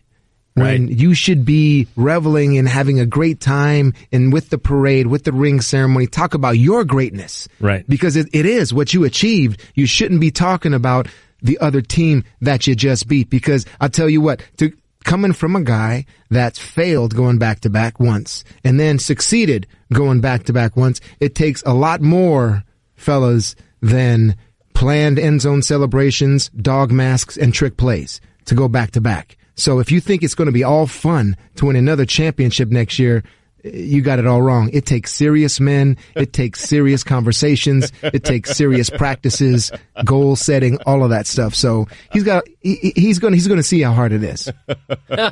Also takes the greatest quarterback ever. That helps. Also, Welker was your teammate and played 4 years with Brady and 2 years, or 6 years with Brady and 2 years with Peyton Manning and never won a title. What are you looking around at the sky for? Because of your cheating joke? I thought I heard someone say that. You were pleased with your cheating joke? Is that what you were doing? I was just looking around trying to figure out who said it. So, Lane Johnson says of Teddy Bruschi, once a company man, always a company man. He said that on Twitter in reply to Mike Reese posting video of Teddy Bruschi saying all the fun that he had in the Patriots organization. So Will Cain and Teddy Bruschi were together, and Will Cain had some opinions on this as well. And I think we can all agree, right? Will Cain and Teddy Bruschi, it's like Ray Shremmerd, right? Or Migos. Like, in terms of fun, they're having a great deal of fun. They will win a Super Bowl having fun, and they will not win 5 Super Bowls unless they can become a fear-based organization. Most organizations that are successful are run top-heavy, dictatorial, militaristic in style, heavy-handed management, letting everyone know. Everyone gets on the same page, we adhere to the same message, we adhere to the same job rules, and you get on the page or you're out. And that's how you execute a singular mission. Now, I think football is maybe the hyper example of that. It's the most like the military. Yep. Right? The military is a fear-based organization because it has a singular objective, kill the enemy. Football, do your job, win the play. I've got 53 men to get on the same page. Fear-based is how you maintain success. There may be other ways to attain success, but maintaining it is going to require that kind of mindset. Wow. I hate that thought process. Yeah, that's so the whole much. culture credo. The Warriors really seem to be fear-based. Well, but they've got the best players, so that's not, yes, the Warriors with their DJs, coaching themselves. the Warriors coaching themselves do not seem terribly fear-based, and it's the best thing we've ever seen. But they need to be put off to the side because, Okay. I mean, I think it the doesn't matter whether fears the players there. Yeah, it doesn't. They all fear Draymond. It is a fear-based organization. They all fear Draymond. I just saved hundreds of dollars by switching to Geico. I feel like I'm on top of the world. Disclaimer, you will not be transported to the top of the world. In the unlikely event you find yourself at the Arctic Circle, seek shelter from the elements immediately to avoid frostbite and or hypothermia. Geico will not be responsible if you find yourself in a cave or crevasse with a lonely abominable snowman, who in all likelihood will force you to play games including but not limited to Go Fish, charades, Chinese checkers, or his personal favorite, Red Rover, send Yeti on over. Geico is not liable for any damages, either physical or emotional. Geico. 15 minutes could save you 15% or more. Don Le Batard. How much career does Greg Cote have left? Just over 3 hours. Very little, believe me. Stugotz. If my career were a round of golf, I would say I have teed off on the 18th hole. I'm in the rough. Man, am I in the rough. You've already teed off, though, you're saying? I've teed off. You got about 4 or 5 shots left? Yeah, well, 6 or 7. Right, knowing okay. my game. Teed off. He's about to take a drop. Oh, yeah. No, I sliced it into Mrs. McGillicuddy's condo, and it bounced into the lake, and now I'm trying to find it. I got scuba gear. It's sad. This is the Don Le Batard Show with the Stugotz on ESPN Radio. The part that's annoying to me about Brewski and Will Kane saying that organizations need to be fear-based is the assumption that there's only one way to do it that way, and they've got the right way. When Greg Schiano tried it that way, and it didn't work, there are all sorts of military failures in the NFL trying to do it the fear-based way. You try to connect with today's players who are making more than most of the coaches, and you're going to have a problem on your hands. Nick Saban left the pros for college because fear-based didn't work for him, and the players were making fun of him during practices. But it works there. It works at Alabama. It works at college because the players don't have any power. Yeah, and they're 18. That's not how that works in the pros. Right. I also hate the either or, that you can't win while having fun, that you can't have fun while winning. I mean, it's I don't ridiculous. get that. I don't understand the absolutism necessary in that. But one of the things that I've always objected to in the idea of coach worship is the idea that the black muscle needs the discipline and leadership of the white guy and wisdom of the white guy to do anything. Like, it's one of the currents that's always running under all of this. And so Steve Kerr, white guy, gave the power yesterday over to the black guys, and they seem to enjoy the holy hell out of it. Yeah, and there's plenty of guys in the NFL who've succeeded pretty well without the military constraints. I mean, from Michael Irvin to Deion Sanders. Well, Jimmy Johnson had some of that stuff. It's just that those teams were definitely having fun and winning at the same time. Mm-hmm. But Jimmy Johnson is a guy who was trying to be like a general. But do the Spurs strike you as a fear-based organization? The Spurs? No.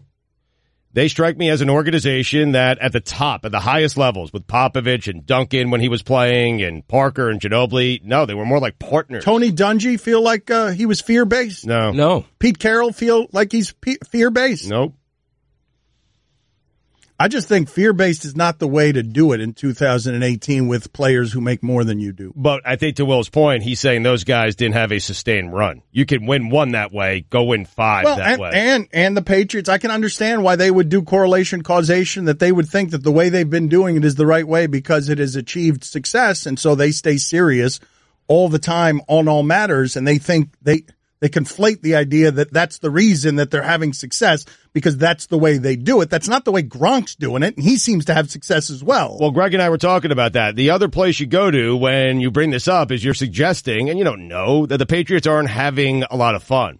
Seems like they're having fun. Tom Brady seems to have a pretty enjoyable life, and so does Gronk. Whatever. We don't need to argue about whether they seem like they're a fun team or not. I don't think anybody watches the Patriots and say, wow, there's joy. No. They're seizing the day with love. What you do is you watch the Patriots, and there's mystery. You don't know what's going on there. That's it. Okay, but that's not the same thing. What I will say on behalf of Belichick and the fear-based culture they have there is he's the legitimate guy, one of the rare ones who has power over everything, or has had until recently, power over everything, and in a way that makes the players super disposable. And so you can argue that that's the way that they do it, and that's the reason that they win. You can make that argument, but that's not the way the Eagles did it this year, and they handed your head to you. Yes. Don Shula was a fear-based coach. He did plenty of winning, but at the same time, other styles work too. You can have fun and win. I don't. There can be a little bit of fear. There can be a little bit of fear. I would prefer to work for a boss that I would prefer that my motivations be respect for my work and for my boss. Like just respecting the craft. Right. Not because I'm afraid of the coach. Respecting the craft, the Bob Kraft, the actual boss of that organization. No, but seriously. And also, it's not an oxymoron to have fun and also work your rear end off. I mean, you can do both. You know, you can be the first guy in the locker room and the last guy to leave and also have fun at the job. It's not either or. Play hard, work hard. There you go. Yeah. Texter writes in, Dan is wrong again. Pats have dominated for 20 years. You sound like an idiot. Okay. I mean, a lot of people do want to believe in this stuff. They do want to believe that because the Patriots fear, that's the reason that they win, because they fear their leadership. Well, you gave examples of guys who have won one doing it that way. I'm giving you an example, just not in that sport. It's the NBA. Golden State's having plenty of fun, and they're winning titles. But there aren't a lot of examples in football. Okay, I mean, there aren't a lot of examples in football of organizations winning the way they have. My objection is to the very idea that that's the only way to do it for a sustained period. If Wentz is good and the Philadelphia Eagles stay healthy, they'll be doing it too. Like, if they stay healthy along they're young along their offensive line, the idea that they'd be having too much fun and it'll get in the way, the idea that, man, did Tim Duncan look like he was having fun to you? I just don't understand, like, why people would make the leap that you need fear instead of fun and can't have both. We'll be back with more of the Greg Cote Show in a minute. You're a little early. Damn it. Stugotz here for Dollar Shave Club. Thousands of athletes are going for the gold, and as the clear champions of the bathroom, Dollar Shave Club deserves a gold medal. Dollar Shave Club has everything you need to look, smell, and feel your best. Shampoo, body wash, toothpaste, they got it all. And of course, the best razors you'll ever use. You get an amazing, high-quality shave every morning from the DSC Executive Razor. Plus, the true gold standard of any morning routine is their Dr. Carver Shave Butter. It helps the razor gently glide across your skin. Dollar Shave Club delivers everything to you. That means no more trips to the store, wandering the aisles, hunting for razors, shampoo, and toothpaste, then playing cashier, scanning and bagging your stuff. Go for the gold. Join Dollar Shave Club today, and for just $5 with free shipping, you'll get the 6-blade Executive Razor plus trial sizes of shave butter, body cleanser, and one wipe Charlie's. Then keep the blades coming for a few bucks more a month. Get yours at dollarshaveclub.com/Dan. That's dollarshaveclub.com/Dan. Batard. I found this interesting. I thought that you might too. There's good friends and good women. Sometimes both won't do. When you're as drunk as you can get, high as you can be. I can't remember the next line. Da-da-da-dee-dee. Yeah. Da-da-da-da-da-dum. Yeah. Thank you. Stugotz. Cody's very proud of what I'm about to say, which is a strange thing to be proud of, which is when you hear him sing, you can't tell if it's a really bad good singer or a really good bad singer. This is the Dan Le Batard Show with the Stugotz on ESPN Radio. ESPN Radio is presented by Progressive Insurance. Drivers who switch to Progressive can save an average of $620. Guest on the Dan Le Batard Show appear via the Shell Pennzoil Performance line. Hoping to have Michael Wilbon there in just a second. Tune into The Jump, in case I haven't told you this recently. Tune into The Jump as Rachel Nichols interviews Magic Johnson. That's today, 3 Eastern on ESPN. Here's your SportsCenter update. Champions League knockout stage starts today with Juventus versus Tottenham Hotspur and Basel versus Manchester City. I got none of that right. Oof. The Rays signed pitcher Sergio Romo. Did I get one of those right? Juventus versus Tottenham. No? Juventus. Juventus. Juventus. Juventus. Juventus. Juventus. Versus Tottenham Hotspur. And it's Basel. And Basel versus, is that Man U? Yeah, that one. There you go. Ah, yeah, Man U. It's so much done. easier like that. Feels good. And finally, Metallica frontman James. No, it's Man City. Uh-oh, the other man. All right. Man City's Man U. No, Man City is opposite. Man City. Right. Manchester City is Manchester City. Okay. Manchester Man U, United is Ginobili. Manchester United. And Basel's Basel? Basel. Basel's playing Manchester City. The Rays signed Sergio Romo. Roy, I'm glad that you've been more efficient with the way that you've been writing these. They're much quicker. It's good that Stugotz doesn't stumble or get stuck on anything. And finally, Metallica frontman James Hetfield Uh-oh. has landed his first film role. Is it Hertfield? It's Hetfield. Hetfield will be playing Officer Bob Hayward, who was the first officer to arrest Ted Bundy in 1975. Zac Efron is attached to playing Ted Bundy. Yeah, I was surprised by that. Guys, there's only one day left until Valentine's. If you're still looking for the perfect gift, 1-800-Flowers.com is here for you with beautiful bouquets starting at just $29.99. Do it today to order. Go to 1-800-Flowers.com, click the radio icon, enter code DAN. For all the latest headlines and information, tune in to Sports Center on ESPN Radio all throughout the day. I'm going to get in trouble with the audience. They always get mad at me. I'm the jerk around here because we're bad.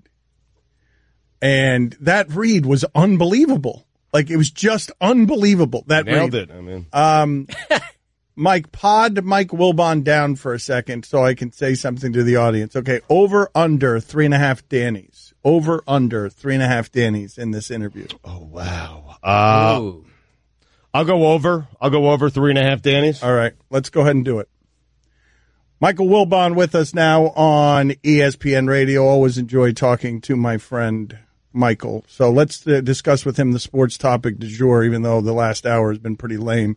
The Steve Kerr play calling thing, Michael. Thanks for making time for us. What did you make of all that? Nothing, because I was sitting watching. I don't know, my little man cave here. I've got 3 sets, and there's a big one, and a big 80-inch screen. Non-millennials, the millennials wouldn't know anything about that. I don't watch on handheld. So I've got a big screen that the game I turned that game on because it was the only late game that was really going. And I saw the camera sort of zoom in at one point on Draymond and maybe Iguodala, but I wasn't paying attention to that degree. It was a blowout. The Suns seem like they're firmly the worst team in the league right now. And so I'm like, okay, Golden State's in control here. I'm not paying attention. I could tell they were doing something. And I turned it up long enough only to hear that was happening. And I didn't think anything of it because these are the dog days of the NBA. I was in Boston on Sunday for the Cavaliers game. And what really comes out, the one takeaway from the Cavaliers blowout of the Celtics is that there's only one team in the league this week that wants to play, that is having fun playing, excited to play. And it's Cleveland because of the circumstance. And the two teams that is torture for are Golden State and Boston, Warriors and Celtics. They just want to get to the break. They want to get to Thursday. It's all they're thinking about. They're consumed with it. And so, however, Boston couldn't distract themselves. The Celtics couldn't do that Sunday, and they took one on the chin. And the Warriors are Steve Kerr's trying to figure out, okay, how can I keep them engaged until Thursday? And that's the reality of this year with the schedule that they bastardized, is seeking to, by the way, pacify the players, because you've never had this many games before an All-Star break. And so every team in the league except the newly constructed Cavaliers, the newly saved Cavaliers, every team wants to just go to an island. And that's my guess as to why Kerr's doing what he's doing. Well, what do you do with this? Greg Cote doesn't believe that millionaire professionals can be tired. He's been covering sports all his life. No, Dan. I think that's misrepresenting. We don't want to hear it. Greg and I don't want to hear it from the millionaire athlete and the coach. You play basketball for a living, please. Well, the other thing is, Michael, Stugotz and I think it was very disrespectful to the opponent to do what he did. It might have been. Greg, I don't disagree with that. But I think that Steve Kerr has got to be more in tune with his team than the opponent. If the opponent, this is the way I treat running up the score all the time. If you don't want them to run it up, then play better. So I don't disagree with your take on the disrespect, but Steve Kerr's got to deal with his own team. He's got to coach his team. Right, but he didn't coach him, Michael. He didn't. He had his own. He did, because that's part of coaching. It's figuring out how it is that your guys can get through a night. That is coaching. That's why Steve Kerr's better at it than a lot of people. Michael, get through the Phoenix Suns. I mean, Steve Kerr just has to show up to get through the Phoenix Suns. It's not about the Phoenix Suns. It's about them. You're not hearing me. The teams that are bored, they have to figure out how to deal with themselves. But Mike, you're not hearing me. It's his job to make sure they're not bored. He did his job. He fulfilled it. He did it. But Mike, it's disrespect. Mike, the way you wanted Mike. What you're telling, Michael, 1 second. What you're telling the other coach from the Phoenix Suns is, hey, That's why it's disrespectful. I agreed with that. Okay, but we're so good that I'm not going to do my job tonight, and we're still going to beat you by 46. That's your extreme, knee-jerk reaction that often is the case. That's not it. Not in my opinion. So you have yours and I have mine. Okay. But do you think anybody wants to hear that a team is, in effect, tired of winning so much? Nobody wants to hear. That's not what I hear. That's what you hear. They're trying to get through the part of the schedule. And by the way, it ain't just them. Steve Kerr decided to take that tack. I add one other team that probably is excited about playing. That's Utah because they've won 10 straight. Steve Kerr looked at a situation, diagnosed a situation with his team, and attempted to come up with a remedy. You may not like the remedy, but I'm not going to say that Steve Kerr was somehow irresponsible because he addressed what he needed to with his team, period. Mike, he does a Game 7 against the Rockets, Western Conference Finals. You okay with it? He lets Draymond... Game 7's on February the damn 10th. I'm just saying. Don't ask me a stupid question. Michael, no. It's too dumb to even ask me. Michael. To compare Game 7 with today? Stop being stupid. Seriously. Mike, no, the Rockets are up 3-0, and Steve can't reach his team. They just want to get to the finish line. And he says, hey, Draymond, coach the team. This is why, if I can talk to Dan about something reasonable, instead of this something this dumb, then I'll come back, then I'll stay on the show. If not, I got better stuff to do, fellas. Right. I got better stuff to do. Yes. Than engage with something. The topic is fine. Right. That, to somehow equate the NBA Finals with the week before the All-Star game is dumb. Oh, so there's a time and a place for it. I see. Okay. Yeah. There's a time and place for everything. It's called context. Right. No, it's called the Phoenix Suns. Danny, you want to talk or am It's called the Suns. Yes, Dan? I'm here, buddy, and I don't blame you. They've dragged the show for the last hour. I don't have time for that. I got stuff. Talk to me about something reasonable. Well, I wanted to ask you about the Cavs, but I also wanted to ask you why you mentioned all of that about your television at the beginning for no reason. Because I had the game on. You asked me, was it a big deal or not? And I'm telling you, it wasn't a big deal to me because I was watching it and didn't care. And I know none of you guys were watching it at the time. No, that's correct. True. That was 2 hours. I got that right. 2 hours of sleep already by the time they tipped off. Mike, honest to God. So you mean to tell me when it's Game 7 and you're not watching it? I won't be watching. Mike. And I'll still be commenting on it. I don't think I've ever heard you this angry, Mike. Only I can do this to someone. No, I've heard you yelling at Kornheiser in the newsroom, but not like on air publicly. Because if Kornheiser says something that stupid to my face, I'd probably throw water on him. I wish you were here to do that. The Cavs, what they did, you know basketball, you know the history of basketball. The Cavs, what they did, give me some sort of parallel for that because I haven't seen that. You know what? I asked LeBron that after the game, and he said specifically, don't forget about some year. Now, they were contenders, whatever this year was. I think it was the last year they lost to the Celtics. He said, we brought in 4 new guys that year. He started naming the guys. And I was shocked because I didn't remember it. Look, everything has a tiny shelf life now. We all say, well, this has never happened, and of course it has happened.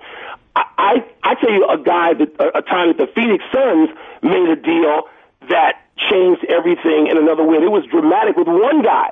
They were the number 1 seed, and they traded for Shaq. They traded for Shaq because Steve Kerr, by the way, did not believe, he looked at his team and didn't think it could beat San Antonio. And he traded for Shaq when they were the number 1 seed at the break. And it was such a stressful decision. Steve Kerr lost like more than 10 pounds in the process of making the decision to trade for Shaquille. They did it. It didn't work. And we tend to forget that was like 2000, I want to say 9 or something like that. So this stuff happens. LeBron mentioned the year that they traded all these people, and I didn't remember it, but he said, no, this is not unprecedented. He goes, I've had to do this before. Now, they weren't the favorite in the East like Cleveland is now, but I'm going to take LeBron at his word. I should have looked it up and didn't. Do you have to go, or can we do another segment where we don't waste your time? I got more Kerr questions. Do you have to go? Do you want another segment, or do you got to get out of here? I would love to do another segment, but I actually Okay, no I problem. actually do have to go. All right. I'll stay. I'll stay. All right. One more segment of Wilbon. Right. Don't yell at me. No, I want him to yell at you. All right, That was well, then good. I'm gonna yell back. Okay, but no, let him yell and uninterrupted yelling. Well, now he interrupts. Why can't I interrupt? Well, because I want the sound of him enraged. Okay. It's funny. You're right. Hi, everyone. Stugotz here. Support for the Dan Le Batard Show podcast comes from our friends at Rocket Mortgage by Quicken Loans. Chances are you're confident when it comes to your work, your hobbies, and your life. Rocket Mortgage gives you that same level of confidence when it comes to buying a home or refinancing your existing home loan. With Rocket Mortgage, you can apply simply and understand fully so you can mortgage confidently. To get started, go to rocketmortgage.com/Stugotz, Stugotz, equal housing lender, licensed in all 50 states, NMLSconsumeraccess.org number 3030. Dan Le Batard. There's fascination in power rankings. In fact, I'm coming out with a power ranking for power rankings, which ESPN's NFL power ranking right now is debuting at number 3rd on my list. Right. So it's a good power ranking. Stugotz. Who's 2 and 1 on that list? Well, this is where his story falls apart. No, because it's a non-ESPN entity, so we don't want to air it on this heady play airtime. This is the Dan Le Batard Show with the Stugotz on ESPN Radio. Michael Wilbon, nice enough to spend a second segment here on the Shell Pennzoil Performance Line. I'll be at the kids' table. Over under half on number of times he rips millennials. Turn his sound down so he can't hear me. Number of times he rips millennials this segment. Michael Wilbon with us now on ESPN Radio. A half is where I put it. Michael Wilbon rejoins us, and I want to talk to him about the way journalism has changed and the way that sports television has changed, because Michael Wilbon is there at the games. He's going and still doing the reporting. And so my guess is he objects to this proliferation of things like us that gasbag about what Steve Kerr should be doing when he's in there doing the actual reporting to find facts, and gasbags are opining without having facts. So, Michael, how much of an irritant is that in your professional journalism life? Very little. I mean, my percentage of gasbag versus actual reporting has changed, as you know, for all of us. It changes over time. So, I'm still doing that in terms of pro basketball. I'm not in pro football locker rooms anymore. But, I'm just, nobody should be so definitive about their opinions when it comes to stuff they're not even involved with. I'm not that definitive in most opinions. I might be occasionally, but every day I got to have a strong take. It's why I don't listen to sports radio. Well, what do you make of the way that you guys have changed sports television, though? Because, Michael, a lot of people would put on you guys, chemistry or not, groundbreaking television. The idea of argument television in sports starts with you guys. Well, God, I don't know. That's awfully high praise, Dan. Thank you. It may, but I think in there you've got to hear the following sentence. Yeah, you got a point there. I'm not so cocksure of anything. Anything. I mean, it'd have to be something really base and elemental for me to be that. You seemed cocksure that Stugotz asked you a stupid question. That's because it's Stugotz. That's easy. Yeah. That's easy. I'm not certain Dan would have gotten the same response. Game 7 to February 12th, then that's just dumb. And so that stuff I object to. I don't object to disagreement, obviously, is what I do now for a living as much as anything else. And I don't object to people's opinions. But I just I like them to be informed, and I like them to take into account something other than what they think. Michael, and I don't throwing just gasoline on a fire. I don't have any interest in that. And then I realize a lot of people do. Like, that's probably at the base of what people just want to see fires blaze high. Like, California wildfires. They just want to see that. They want to hear that. Have you ever fired a coach in print, Michael? A couple of times, Dan, but it took something extreme. You and I have talked about this too. That's hard. Like a coach, athletic director, I think when there are things that are outside the area of performance. And yeah, I have, but it's not something I wake up every day with fire the coach and trade the quarterback. I just think that sports is more complex than that, and the nuance of it is completely lost. And whatever part that Tony and I did to help lose the nuance, I apologize for. Because I don't like that element of the discussion. Michael, a little bit ago, you had a delicious rant against LeVar Ball. But doesn't that start with sports media turning him into a celebrity? Yes. Our network, and I've said it on PTI multiple days, our bosses, our network turned him into that. You will never see him on PTI.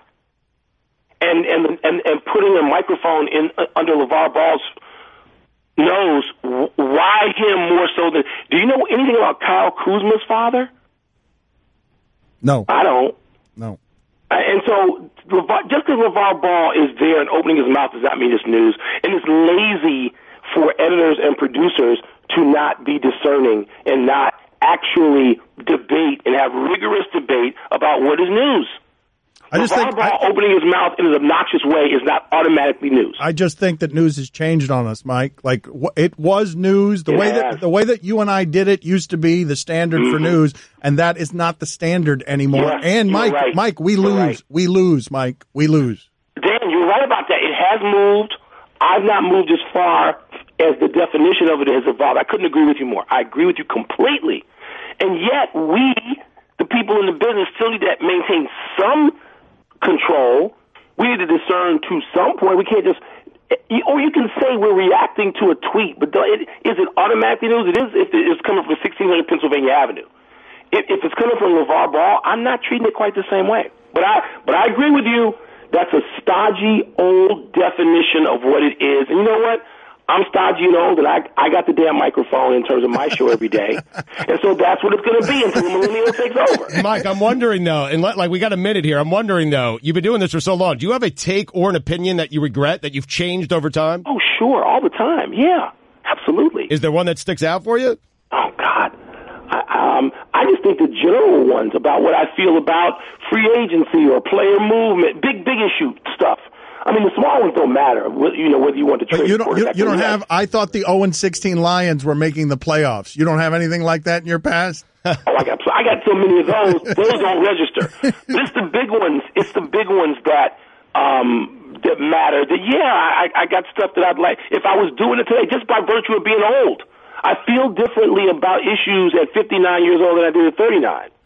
Or 29, God knows. Yeah, the Kerr one sticks out for me. You should regret the Kerr opinion that you have. Michael, thank you for the time. We always appreciate it, sir. All right, you guys. Be good. Mike. All right, Michael. Dan Le Batard. My hair is unfashionably age-inappropriate long, perhaps the longest it has been since college, and may continue as such. I'm not sure why. Last vestiges of the... of the extreme outer limits of midlife crisis. Stugotz. Feudal shield held wobbly against the encroachment of mortality. Maybe the last stage before the onset of Mr. Rogers-style sweaters and the silent, surrendering acknowledgement of official old age. All truth. If this is how you always wrote, you would be like one of America's greatest authors. This is the Dan Le Batard Show with the Stugotz on ESPN Radio. All right, Mike, this is funny what happened during the break because Stugotz, while a manipulator, is not a subtle manipulator. So Stugotz is like, hey, if you want to get some good sound, get the sound of me defending you against MC Hammer because he says he's never been more disappointed in me than he was in that segment, that he's never felt disappointment toward me. Except that segment with Wilbon. Yeah, you have felt disappointment towards me. I think about, just about every day, right? It's a daily occurrence for you, which I understand. It's expected, and I don't blame you for it, but this is the first time I've been disappointed with you. Because, you just left me alone there. And here's what I hate. Seriously, Greg, thank you for trying to come to my defense. Well, you guys agree. I agree with Wilbon. That's fine. You can agree with Wilbon, but where I felt betrayed was, this is what I hate.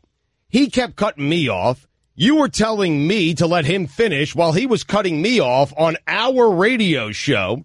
And you just weren't there for me in a way that I would have been there for you, I think. Okay, hold on a second. But because these fights are never actually real, and because you've been my friend for 20 years and Wilbon's been my friend for 20 years, the reason I asked you to back off was not to protect his feelings. It's so the audience could hear him angry and then make its discerning choice on whose side it wanted to take about the way that he was talking, because the way he was talking was way too dismissive. It was. And listen, I guess I can handle my own stuff. It was a good back and forth, but I hate this. I hate when guys do that. I hate it, Dan, that I'm Michael Wilbon, and therefore, because I've been doing this forever, and I got this great show, PTI, which it is. It's a great, innovative show. I love it, okay? But I can only have sports conversations with certain people. Get out of here.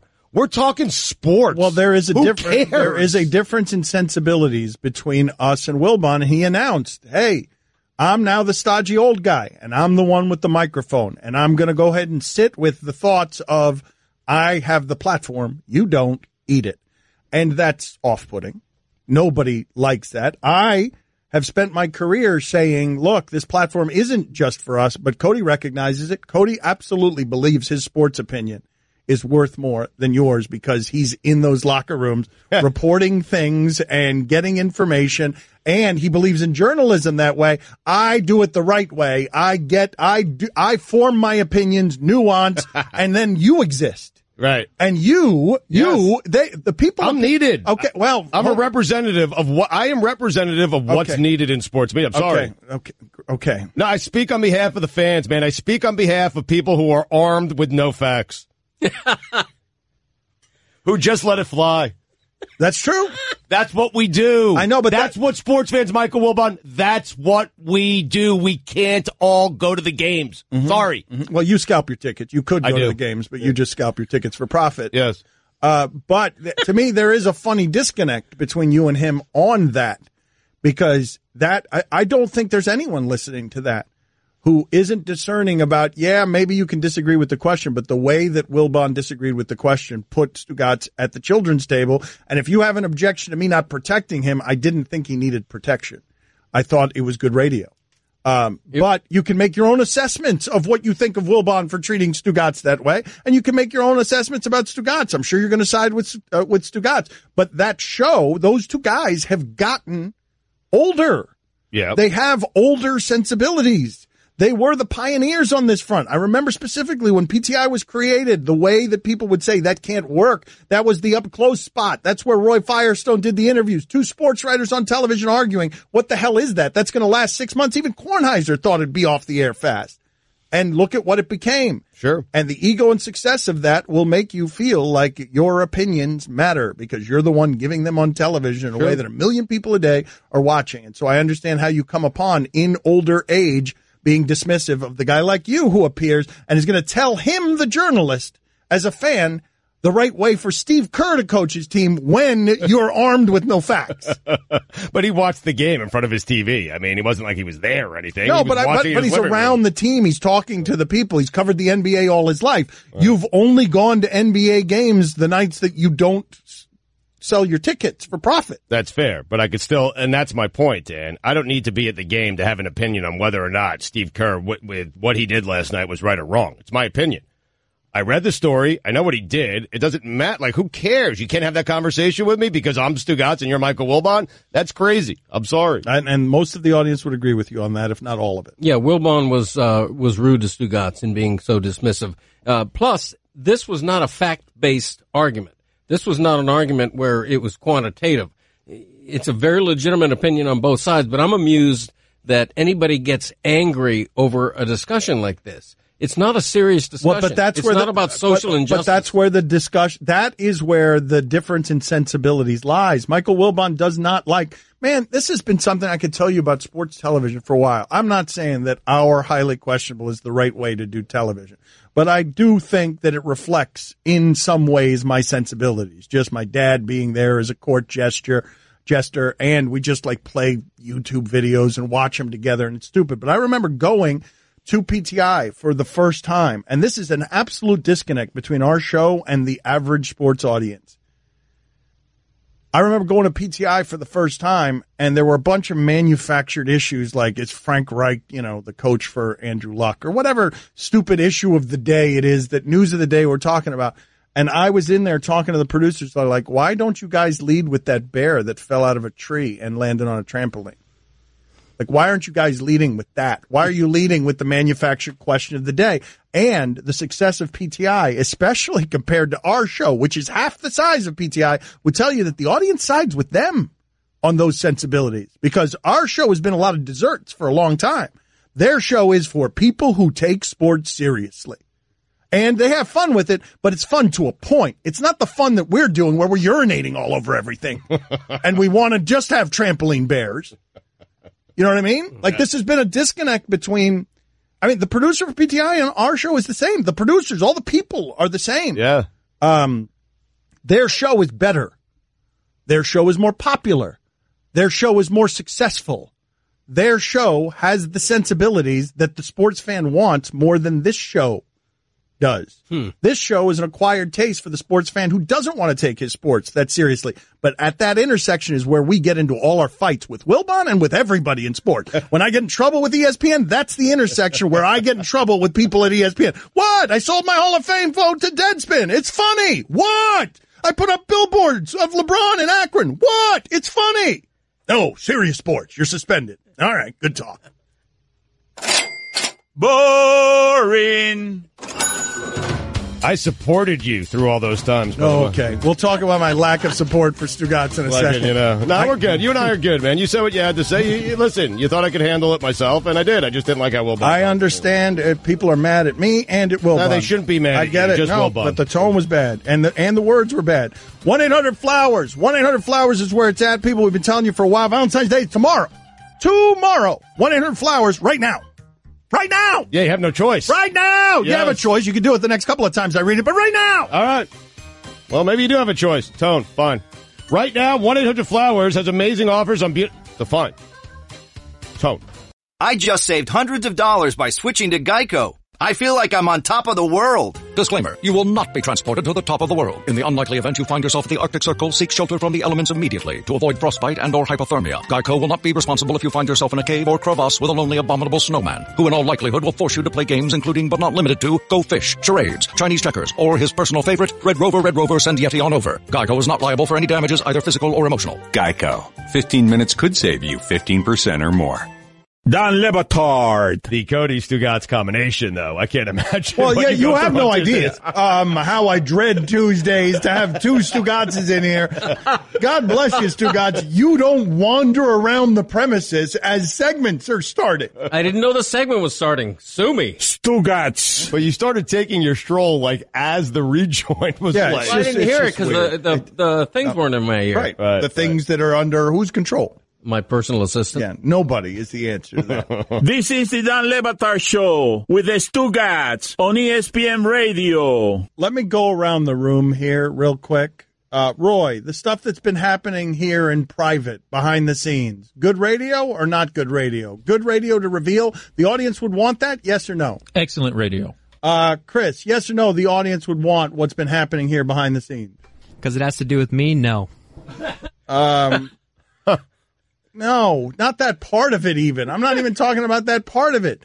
All right, hold on a sec, because I just asked Mike for the sound of Wilbon and Stugotz arguing for each other. Mike said we've already spent too much time on this.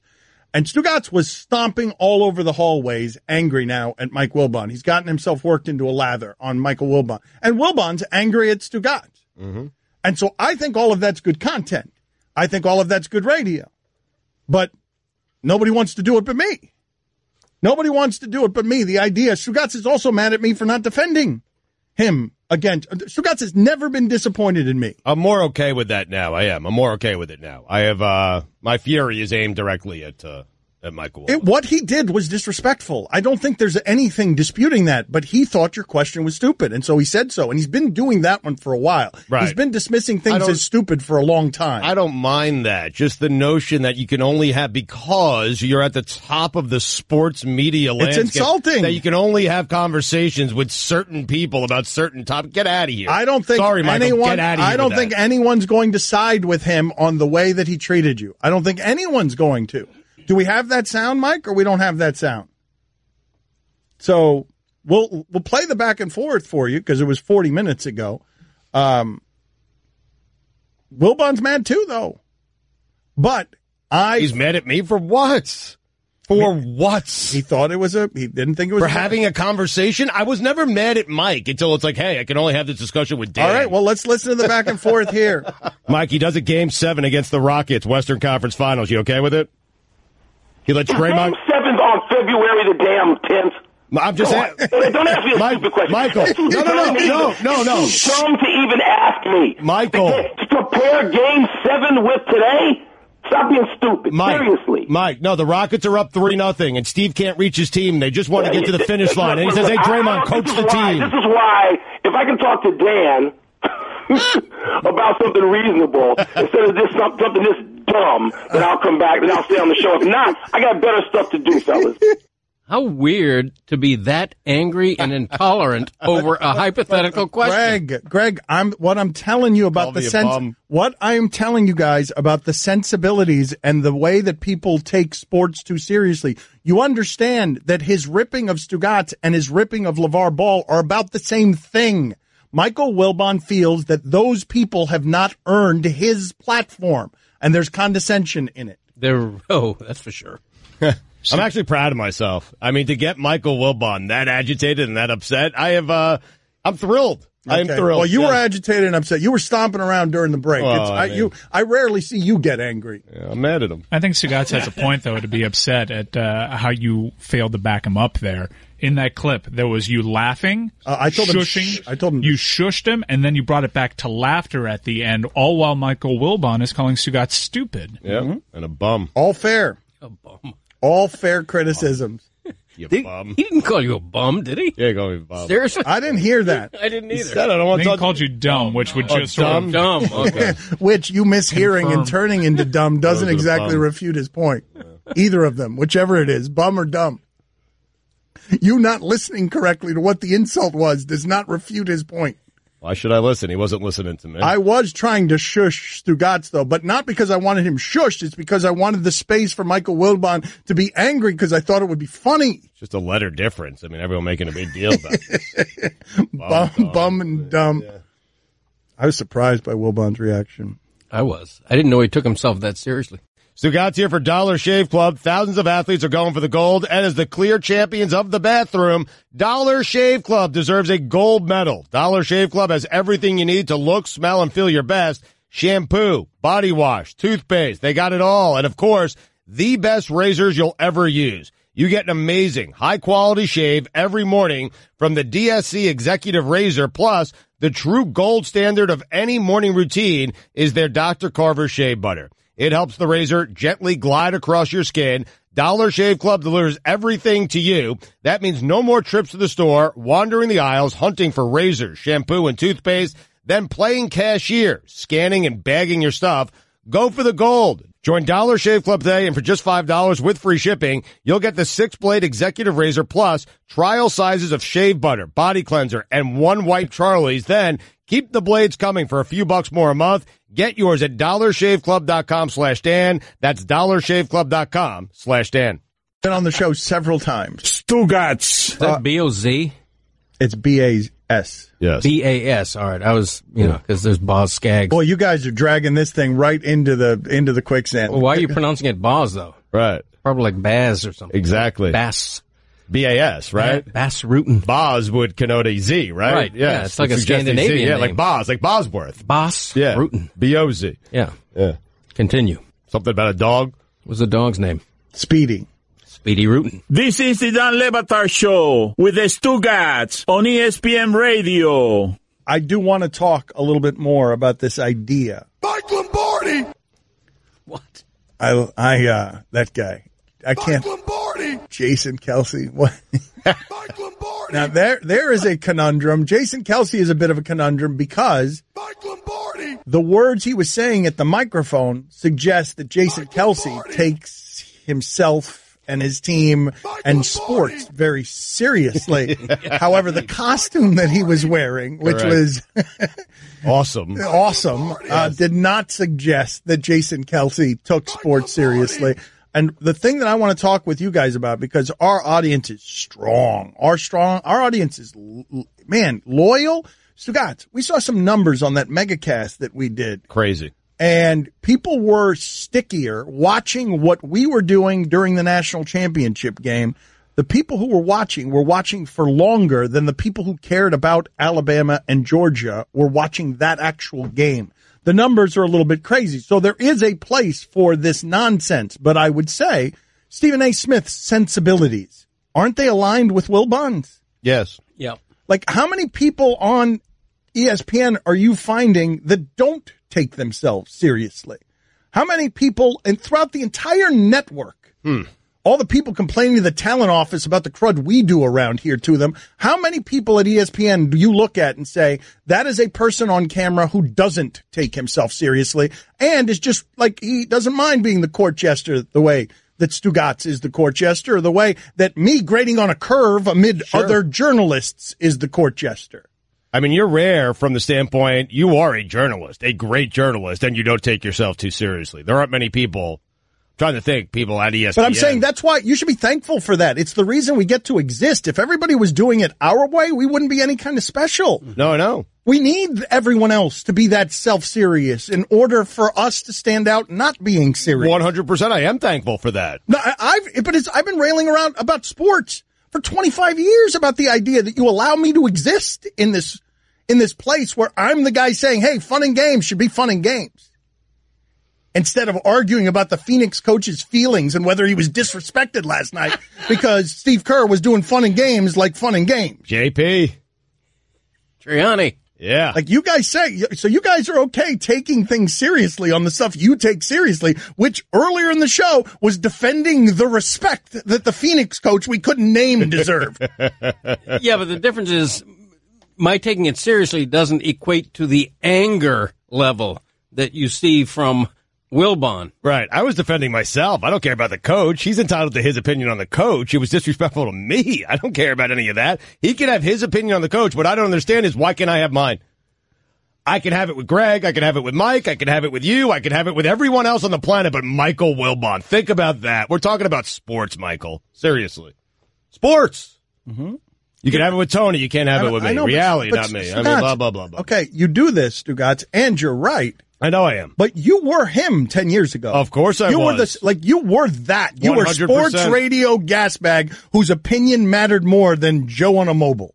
You were that. Yeah, I know. And I aspired to be that. But you aspired to be everything Michael Wilbon has become. And if you had gotten your way, you would have become that. No doubt. Maybe I'm a tad jealous. But right or wrong, if you had gotten your way. I've evolved, Dan. I mean, listen, okay? I sit with you every day. My mind, it can be changed. I can have different opinions. I'm actually a better person for it. I am. You have made me a better person. I've told you that a million times because I was always the guy wanting to fire the coach with no information. I don't do it anymore, or at least not as much anymore. Okay? I don't. Hold on. And I'm thankful to you. Hold on. Guys, I don't do it as much anymore. No, you're still a rotten person. Yeah. I was on a roll, though, man. You actually think you weren't a rotten person? You're a liar. Don't do that for 1 second. I don't trust you. I don't trust you at all, Stugotz. Well, Cody enjoyed getting in there as one of the Kentucky Fried Chickens. It is. It's fun. They won't let me go, man. They just will not allow me to get back to the person I wanted to be. I have to stay right here. Thank you, guys. Because you want it. You're welcome. You want to demand respect. You do. Ultimately, your anger right now is about you want to be the guy who demands more respect. And frankly, you were disrespected. I'm not disputing that. I just want to be able to have a conversation without being disrespected. That's all. I was respectful of him and his opinions on our show. I know, but Stugotz, that's why the Army loves you. That's why the Army is behind you. That's why there is a Stugotz Army. And furthermore, I would say that one of the funny things that's happened here is I really don't think there are a whole lot of people siding with Wilbon on this one. Well, they might agree with Michael's opinion on it. In fact, many people on my mentions do. They don't agree with how Michael went about having that discussion. I know, but I would say that largely, don't you think this particular disconnect is the reason you get to be popular, Stugotz, is because you are a voice for the people. I marveled yesterday. We were talking about a truly despicable act. Stugotz went on the radio and said he was giving $100 per goal to the Florida Panthers charity, did an assortment of interviews talking about his charitable work, and then never gave the money. And it became a despicable, charming act the moment Stugotz said, but it felt good to not feel like a rotten person. It felt good to get the applause for being a good, charitable person. I know there's no way to actually get that applause and he hadn't considered the one option, which is do genuine charitable work. Yeah. He's saying the only way for me to get that applause is through fraud. Yes. I got caught up in the emotion of the whole thing and put something out there I probably shouldn't have, but it did feel good, man. I mean, everyone applauding your charitable efforts. Yeah. You were a good Every person. local news outlet wanted me on. Look what this guy is doing. It felt great. That's the best of both worlds, where you appear to be charitable without actually being charitable. Genius. Guillermo, put it on the poll. Is that the best of both worlds? The best being I would say the best would be to actually be charitable. And But help people? no, now you see into the soul of both Cote and Stugotz. How do I turn any charitable effort into maximum exposure and glory for me? Stugotz wants a new boat. Time for some more ads. Guillermo, put it on the poll. Is that the best of both worlds, appearing to be charitable while not actually contributing to charity? I'm not certain Greg realizes how perfect that was. I don't think Greg realizes what charity is supposed to be. He doesn't understand the idea of helping others. It's the thought that matters. No, it's Greg is about helping Greg.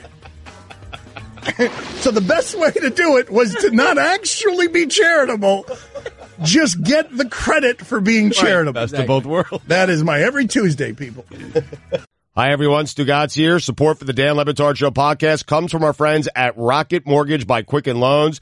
Chances are you are confident when it comes to your work, your hobbies, and your life.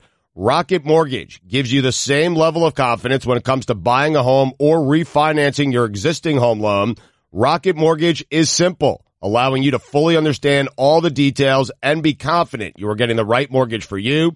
To get started, go to rocketmortgage.com/Stugotz. That's rocketmortgage.com/Stugotz, STUGOTZ. Equal housing lender, licensed in all 50 states. NMLS consumeraccess.org number 3030. Dan Le Batard. I love me some doctors.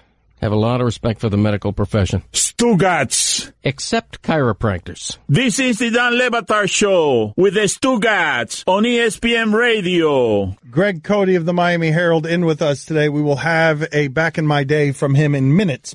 In this segment, you will get a Greg Cote back in my day. But have you guys seen what is happening here with Markelle Fultz, the number 1 overall pick? None of us had ever heard of him before last year. It was weird. He comes out of nowhere because his team at Washington had won 9 games. Right. And so people weren't watching those games, and people didn't know how good this person was. And then he becomes the number 1 overall pick over Lonzo Ball. And he seems to have short-circuited. He seems to have some sort of mental hiccup or a shoulder injury that doesn't allow him to shoot straight. And this guy for the Philly Voice, Kyle Neubeck, spent 6 months talking to Sixers staffers, people who diagnosed Fultz, people close to him. He says he found a lot of contradiction, a lot of secrecy, a lot of fingers pointed in every direction. Here's something else that he found. Virtual reality goggles to help him visualize making basketball plays. Whoa. Now, that sounds like gobbledygook, right? All of you are like, what is that? I don't know the science behind that. I don't know what they're doing. I'm not going to dismiss the methods just because I'm ignorant about the methods. But, man, that's not something you want around your number 1 overall pick who's having trouble shooting. If he wants to do that as part of his training and is having success or is struggling even, I get it. But this guy is short-circuited, Stugotz. Wow, 33% from the field. Right. Yeah, you want that guy to come out of college and just be able to shoot. No virtual But they're so young. reality How glasses. old is he, Mike? How old is I think he's 19 or 20, Dan. I mean, getting to the league so young, and we were spoiled by LeBron. LeBron gets to the league and looks like a man already. Markelle Fultz is basically, this is something that should have been happening for him in college. he's 19, but like, let's be careful. Me saying let's be careful because that's a big gulf between, hey, my shoulder hurts and maybe he's short circuiting. Like maybe the shoulder. I know, but his shot doesn't look right. Oh, yes, no, it looks awful. No, yes. It might just be the shoulder. Right. It might not be a mental short-circuiting. He might not be physically right. But when you're dealing with virtual reality basketball plays, that sounds like a mental solution. Mm-hmm. That does not sound like his shoulder hurts when that's some of the training that they're doing. Well, it could also be because his shoulder hurts and he can't make the plays on an actual court. Virtual reality might be able to help with that. I understand maybe coming from your perspective, but VR is commonplace now in all sorts of sports, in the NFL too. This is right. Mike is right. This is a Sixers decision, actually. They use this with other players. They've used it with Joel Embiid. Ryan Colangelo is a big proponent of it. So. I know, but what I'm saying is because you've got a guy who seems to be, at this point, 19 and mentally frail, doing it with him becomes different. Yes, that's good context to have, that they've been doing it with everybody. But the idea that this person can't figure out his way, it's such a hard thing. It's such a big ask. You've noticed that these people physically don't look right, right? Physically, Markelle Fultz and Lonzo Ball, they do not look as mature as the people they're playing against. Right. It's like seeing sixth graders out there. In some respect, when you look at Bam, when you look at the guy for the Heat whose name I always have trouble with, Adebayo, when you look at him, save. Thank you. When you look at him, you see a fully formed 20-year-old physically who might even get bigger but belongs among men. Physically, he looks like he belongs. You're right. Fultz and Lonzo Ball are two guys, not saying that they won't, not saying they won't be great, but physically, they look like right now, and maybe because they're 19 years old, they look like they don't belong. I looked at a 2-round NBA mock draft, 60 players, 0 college seniors, 2 juniors.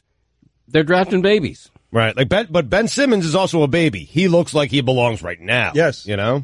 It's funny because this year, like, a lot of Hinkie supporters are taking a victory lap, saying, that's how you do tanking. See, the plan worked. But let's examine what he got out of it. Okafor, no longer there, right? That was a disaster. Fultz, this is going to be a disaster, it looks like. But no, Simmons missed his first year. Embiid been plagued by injuries. But Mike, you hit on Simmons and Embiid, and you got it. Well, it's not even... he missed an entire year. Don't forget that. The thing about the process, though, that is funny is the process is simply just keep drafting a quarterback till you get one. Correct. Use all your picks. Like, the process is increase the margin for error space that you can totally whiff on Fultz and Okafor. This is the process. You could totally whiff, but you have so many of those picks that you're going to get it right at some point on Embiid and Simmons, but they haven't gotten it right yet. What Mike's saying about the injuries is right. I mean, the guys that they got it right on have missed seasons. A lot of time. But now they're done, and that's the key point, Mike. It's a great point because they're done, because the team will never be bad enough again as long as Embiid and Simmons are healthy for them to keep taking the quarterback. But if they're not healthy, you can't have the Hinkie victory lap. Because those Okafor, right now, Okafor and Fultz look like intergalactic misses. Yes. Like they're as bad as anything you've ever seen drafted that high. Bennett from Cleveland. No, but I'm saying, like, in that conversation, right now, Fultz is in that conversation with Bennett. And with Fultz, it doesn't sound like an age thing or an injury thing when you're going to virtual reality. It just sounds like a psychological issue. But 33%? That they're doing it with everybody, though. I think doing it with everybody on their team. Well, I mean, the NBA is doing it, too. You might be showing your age a little bit by correlating VR with it being... You were very gentle with that earlier when you said I could see how you would see that from your perspective, from the nursing home. You were very gentle with that. 33%? That's right. You keep saying abnormal. That. That is correct. That's abnormal. That's like a golf... like 2 games. That's like a golfer who has the yips. No, but don't do it on... He's not right. Like, he's in practice, he's missing stuff. His shot doesn't look right. Like, that's not even a lot of games he's played. Whatever 33% you're putting out there, he's not ready to be on an NBA basketball court. I've seen several Fultz shot form videos on my timeline. None of them are the same. And it all has a hitch. Yeah. That's the only consistency in it. All right, I lied to you. Greg Cote's back in my day, and Chris Sims next. Dan Le Batard. You want me to get real? Stugotz. I'll get real. This is the Dan Le Batard Show with the Stugotz on ESPN Radio. Greg Cote of the Miami Herald in with us today. His Back in My Day will be in minutes, but first we go to Chris Sims of Bleacher Report. Chris Sims has been nice enough. Are you outraged that Kevin and Bean got Jack White on their show? I mean, Zippy and the Juice should have gotten it. It is a world-famous K-Rock. Is that a fine? That's a fine. Yeah, it is. The world-famous K-Rock. That Yeah, is go a ahead. fine, That's yeah. a $2 music snob fine. $2? Chris Sims, number 26. We've got, since Nick Foles at 33, since Eli Manning at 38 is where I should start. Eli Manning was 38. Geno Smith ahead of him, 37. Colt McCoy ahead of Eli Manning. Brett Hundley ahead of Eli Manning. A.J. McCarron, Nick Foles, Carson Palmer ahead of Eli Manning. Woof. Woof. Yeah. Woof on your Carson Palmer assessment. The next one ain't great either. Number 31, Jay Cutler. Patrick Mahomes at 30. Josh McCown, 28. Jacoby Brissett, 27. Ryan Tannehill. And number 26, according to Chris Sims of Bleacher Report, the 26th best quarterback in the universe is... Tyrod Taylor, Buffalo Bills. All right. Wow. All right, we're getting to some. You got it better than Tannehill. Now we're getting to some rankings. Yeah, but only because Tannehill's hurt. Yeah, that's right. It is. I think if Tannehill was completely healthy, he would be above a Tyrod Taylor. It's going to get real interesting. I don't know. Late next week, when we start to get into my top 20 guys, I think that's when we'll start to have some good conversations. Dalton is not going to be on this list. This is becoming clear to me. Don't say it. No, you don't have to say anything. But Dalton isn't anywhere on the 71 and shouldn't be. I'm with you. And shouldn't be. So we'll get back to that at a later date. Chris, thank you for being on with us. We'll talk to you tomorrow. All right, guys. Have a good one. See ya. Bleacher Report. Check him out. Give him some clicks. That you don't have to actually listen to it. Just give him some clicks. Yeah, him and Lefko. Time now for Greg Cote's Back in My Day. And now, it is time to take a trip down memory lane. Here's your guy, Greg Cote, with Back in My Day. Strange signs. I can't drive 10 minutes without seeing something on somebody else's car that makes me go, like CNC Music Factory. I don't get the combative, retaliatory nature of signs. There are stick figure signs that depict the makeup of your family. You know, dad, mom, 2 kids, a dog. And so there arose signs in which some Freddy Krueger character is chasing your stick family with a chainsaw. There are My Kid Made the Honor Roll signs, and so somebody dreamed up the My Pit Bull is Smarter Than Your Honor Roll student bumper sticker. Seriously? Let me ask your pit bull the answer to this question. What is 14 plus 3? When he tells me, then you've got an argument. I also don't get those yellow triangular baby on board rear window signs. I'm thinking of retaliating with a sign for people driving with a beautiful woman that reads baby on board. I mean, what's the point? The message. Don't get me wrong. I'm a new grandpa. Of course I'm going to be careful driving behind a kid in a car seat, but that suggests I'm going to feel free to veer and careen recklessly in traffic unless there's a baby to bring me to my senses. It's the same with those neighborhood yard signs I'm seeing lately that say something like, drive like your children live here. How about I drive like I value all lives equally and apply my brakes for a 64-year-old woman almost as if she were a precious child? One other sign that mystifies me is the large rear window RIP decal mourning the passing of your loved one, sort of a headstone on wheels. Don't get me wrong, I am sorry for your loss. It's just that back in my day, mourning was sort of a personal and private thing, not something we publicized at 70 miles an hour.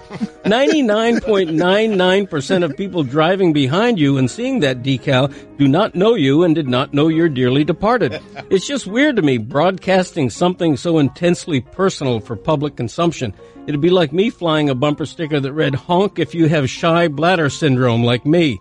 Folks, maybe it's fomented by the social media age, but please do not share so much personal information. Love your baby on board. Be proud of your honor roll student. Mourn your lost loved one. Just don't feel the need to shout it into a megaphone. Keep your emotions, sorrow, and pride unhealthily cloistered and pent up like I do. I'm Greg Cote, and that's how it was back in my day. Yeah, Guillermo, put it on the poll. Did he have to look up CNC Music Factory? Put it on the poll at Batard Show, because he not only went musty reference, he went musty reference that I'm certain he had to look up. There's no way that he remembered that things that make you go, was CNC Music Factory. You want me to answer that? I know the answer to that. We already know the answer, You don't need to, you didn't know it off the top of your head. We update the polls next. Hello, I'd like to deposit this to checking. Fate is a fickle master. What? The future is uncertain. Okay, and what's my account balance? The horizon is cloudy. I see a long, treacherous voyage filled with great peril. Look, can I just get a deposit slip or something? A fortune bank teller. Surprising. What's not surprising? How much you could save by switching to Geico. I see a yellow-eyed serpent and a low APR. Geico. 15 minutes could save you 15% or more. Dan Le Batard. That guy's an idiot. He's not smart at life. He's not smart at books. He's not smart at people. He's not smart at interesting radio. He's not smart. But that person has listened to the show every day for the last 6 years. Should stop now. Stugotz. I wonder, though, if it's on us. Not on us. We're great. Awesome. Best hour ever. Yes! It's been our best hour in 6 years. Best hour. Double middle fingers to you, idiot moron Jocko. Woo! That hour just won a Marconi. What do you think of that? I don't even know what a Marconi is. Really? You ruined it. We had a flow going. We had it going. That guy's Pasta, right? This is the Dan Le Batard Show with the Stugotz on ESPN Radio. Texter writes in, I usually re-listen to the show every day, but my God, was today a stinker. Guillermo, put it on the poll. Was today a stinker? At Le Batard Show. Let me explain something to you at the risk of becoming a gas bag, sports media gas bag, overinflated in self-importance. I will grant you that we did a cruddy show today. I will make that admission publicly. I will ask your forgiveness, but I will remind you, it's better than the one you would have done. Bang! If you got these microphones, you would not do something as good as what we did today. And by God, we stunk today. But what you would do, in fact, I'm going to allow it one day around here where I don't have to do my job at all and just bring someone else in here to do the show who thinks they could do it better than we do while complaining about their free content on the internet. It's called curring it. Letting others do your job for you? Yes. Steve Kerring it? Yep. What a strange issue to consume our show. I'm consumed, really man. It was weird. It tells you how slow a day it was today. Steve Kerr allowed his players to call plays. We talked about it for 3 hours. I care so little about this. I don't even care. That's so true. I don't even care. Whatever. What difference does it make? Who calls the plays for that team? What difference does it make? I don't know. Suns didn't have a problem with it. I guess it's okay. The Suns had a problem with it. I don't want to revisit the whole thing, man. I don't even care either. I just care what Wilbon did to me. It's just, what a weird, normally we don't do one topic shows. What a weird thing to just really eat was. our show today. Weird. Tomorrow it's all Winter Olympics. Honestly. Guillermo, who could I put in charge of the plays for the Warriors where you'd say, well, that's not going to go well? Honestly, I'm dead serious. I could get professional clowns to do it. I could get a lawn ornament to just project by lasers through its eyes. What difference does it make who's calling the plays for the Warriors? Swaggy P? Anybody. There's nobody. Because Swaggy P would always call his own number. They'd still win. Because everybody was trying to guard everyone else. Well, the reason they win is because guys who are not Swaggy P are taking all the shots. He's just taking some. That's right. I wish JP, the Suns coach, was mad at Steve Kerr. Then we'd really have something today. It's his fault. Mm-hmm. Can you imagine if he were mad? Oh, we'd probably do an entire show on it. And he is mad. He is. Really. The only ones mad are you and Wilbon. I'm mad at Wilbon. I'm not mad at Kerr, JP, or anyone. No, Cody thinks it was disrespectful, but Cody is not mad at anybody. No. You're I'm mad. angry. I got to be honest. I woke up, I was mad at Steve Kerr, and now my anger has shifted to Michael That's Wilbon. good. That's good that you're just an anger dispenser. You're not Rage Against the Machine. You're a rage machine. Go ahead and update the polls at Le Batard Show. The Twitter poll is brought to you by JCPenney. There's more to love at JCPenney this Valentine's Day. Come in and find great gifts at sweet prices only at JCPenney. I didn't update all the polls yesterday. I have one left. Is Art Schlichter going to kill Frank Reich? It's a good question. We did a better show yesterday. Yes, we did. Don't take that the wrong way, Greg. 83% of the audience said yes. We did do a better show yesterday. It was certainly more varied. Yes. We got eaten by one topic. Yeah. I got eaten by Wilbon. He just destroyed me. He chewed me up and he spit me out. I have the topics that we went over yesterday. This was a varied show. Bipolar disorder and ensuing self-medication, Dwayne Wade's mortality, Jenny Rivera's plane crash, the Goldmans' depressing existence of having to hunt down every cent from the man a civil court found responsible for their son's murder, Esteban Loaiza's slippery slope of self-destruction, the street value of heroin and cocaine, and Sammy Sosa's identity crisis. Several times yesterday I told you it's the single most depressing show we've ever done, and yet somehow this one's been more depressing. No, you're so wrong about this. You guys are forgetting the idea of do you poop naked. Oh, yeah. There was all sorts of fun had yesterday that you guys are forgetting. Can you name the coach of the Suns? 93% of the audience said no. What's more disrespectful to Jay Triano? That's the coach of the Suns, by the way. JP. Steve Kerr letting the players coach, or Greg Cote not getting his name right? 67% of the audience said Cote not getting his name right. Triani, right? Is it okay to disrespect the Hawks? 90% of the audience said yes. That's what we were saying. We were saying Steve Kerr could have done it against the Hawks and nobody would have had any problem with it because it's okay to disrespect them. Is it okay to do it to Budenholzer? 68% of the audience said yes. Does the world need more Goose Gossages? 59% of the audience said yes. Do you think Lane Johnson and Teddy Bruschi define fun differently? Did you say 98% was our record? Yeah, from last week. Really? It's that high? No, it was close, though. 97% of the audience said yes. 97, that is this. Lane Johnson and Teddy Bruschi have a different definition for what's fun. Is appearing to be charitable while not actually contributing to charity the best of both worlds?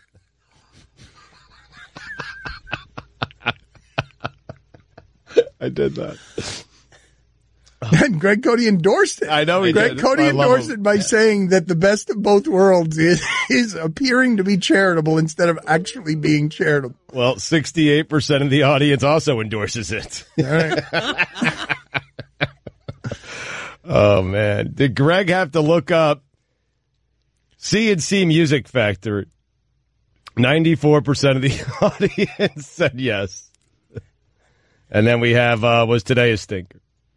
Wow, a lot of votes already. That was quick. I mean, you guys, we were waiting for that question all day. Yes is the answer. Our audience is weird. Our audience is weird because they will arrive places quickly. Mike, what are we doing with this skills competition? We decided that we're going to do something on the internet with the skills competition where we're going to do a show around the basketball skills competition. We'll have an announcement on that shortly. All right. And I'm sorry, my apologies. I left the poll question out. How the Suns doing? That's right. There was no real answer for that. Yeah. So when would it be, though? Saturday? This Saturday, if we were doing it? If we're doing it, when we have our announcement shortly. Okay, well, do we want Greg Cote to be a part of it? He does not want to be a part of this hypothetical thing. First one went so well, why not? Why don't you try to get Eisner?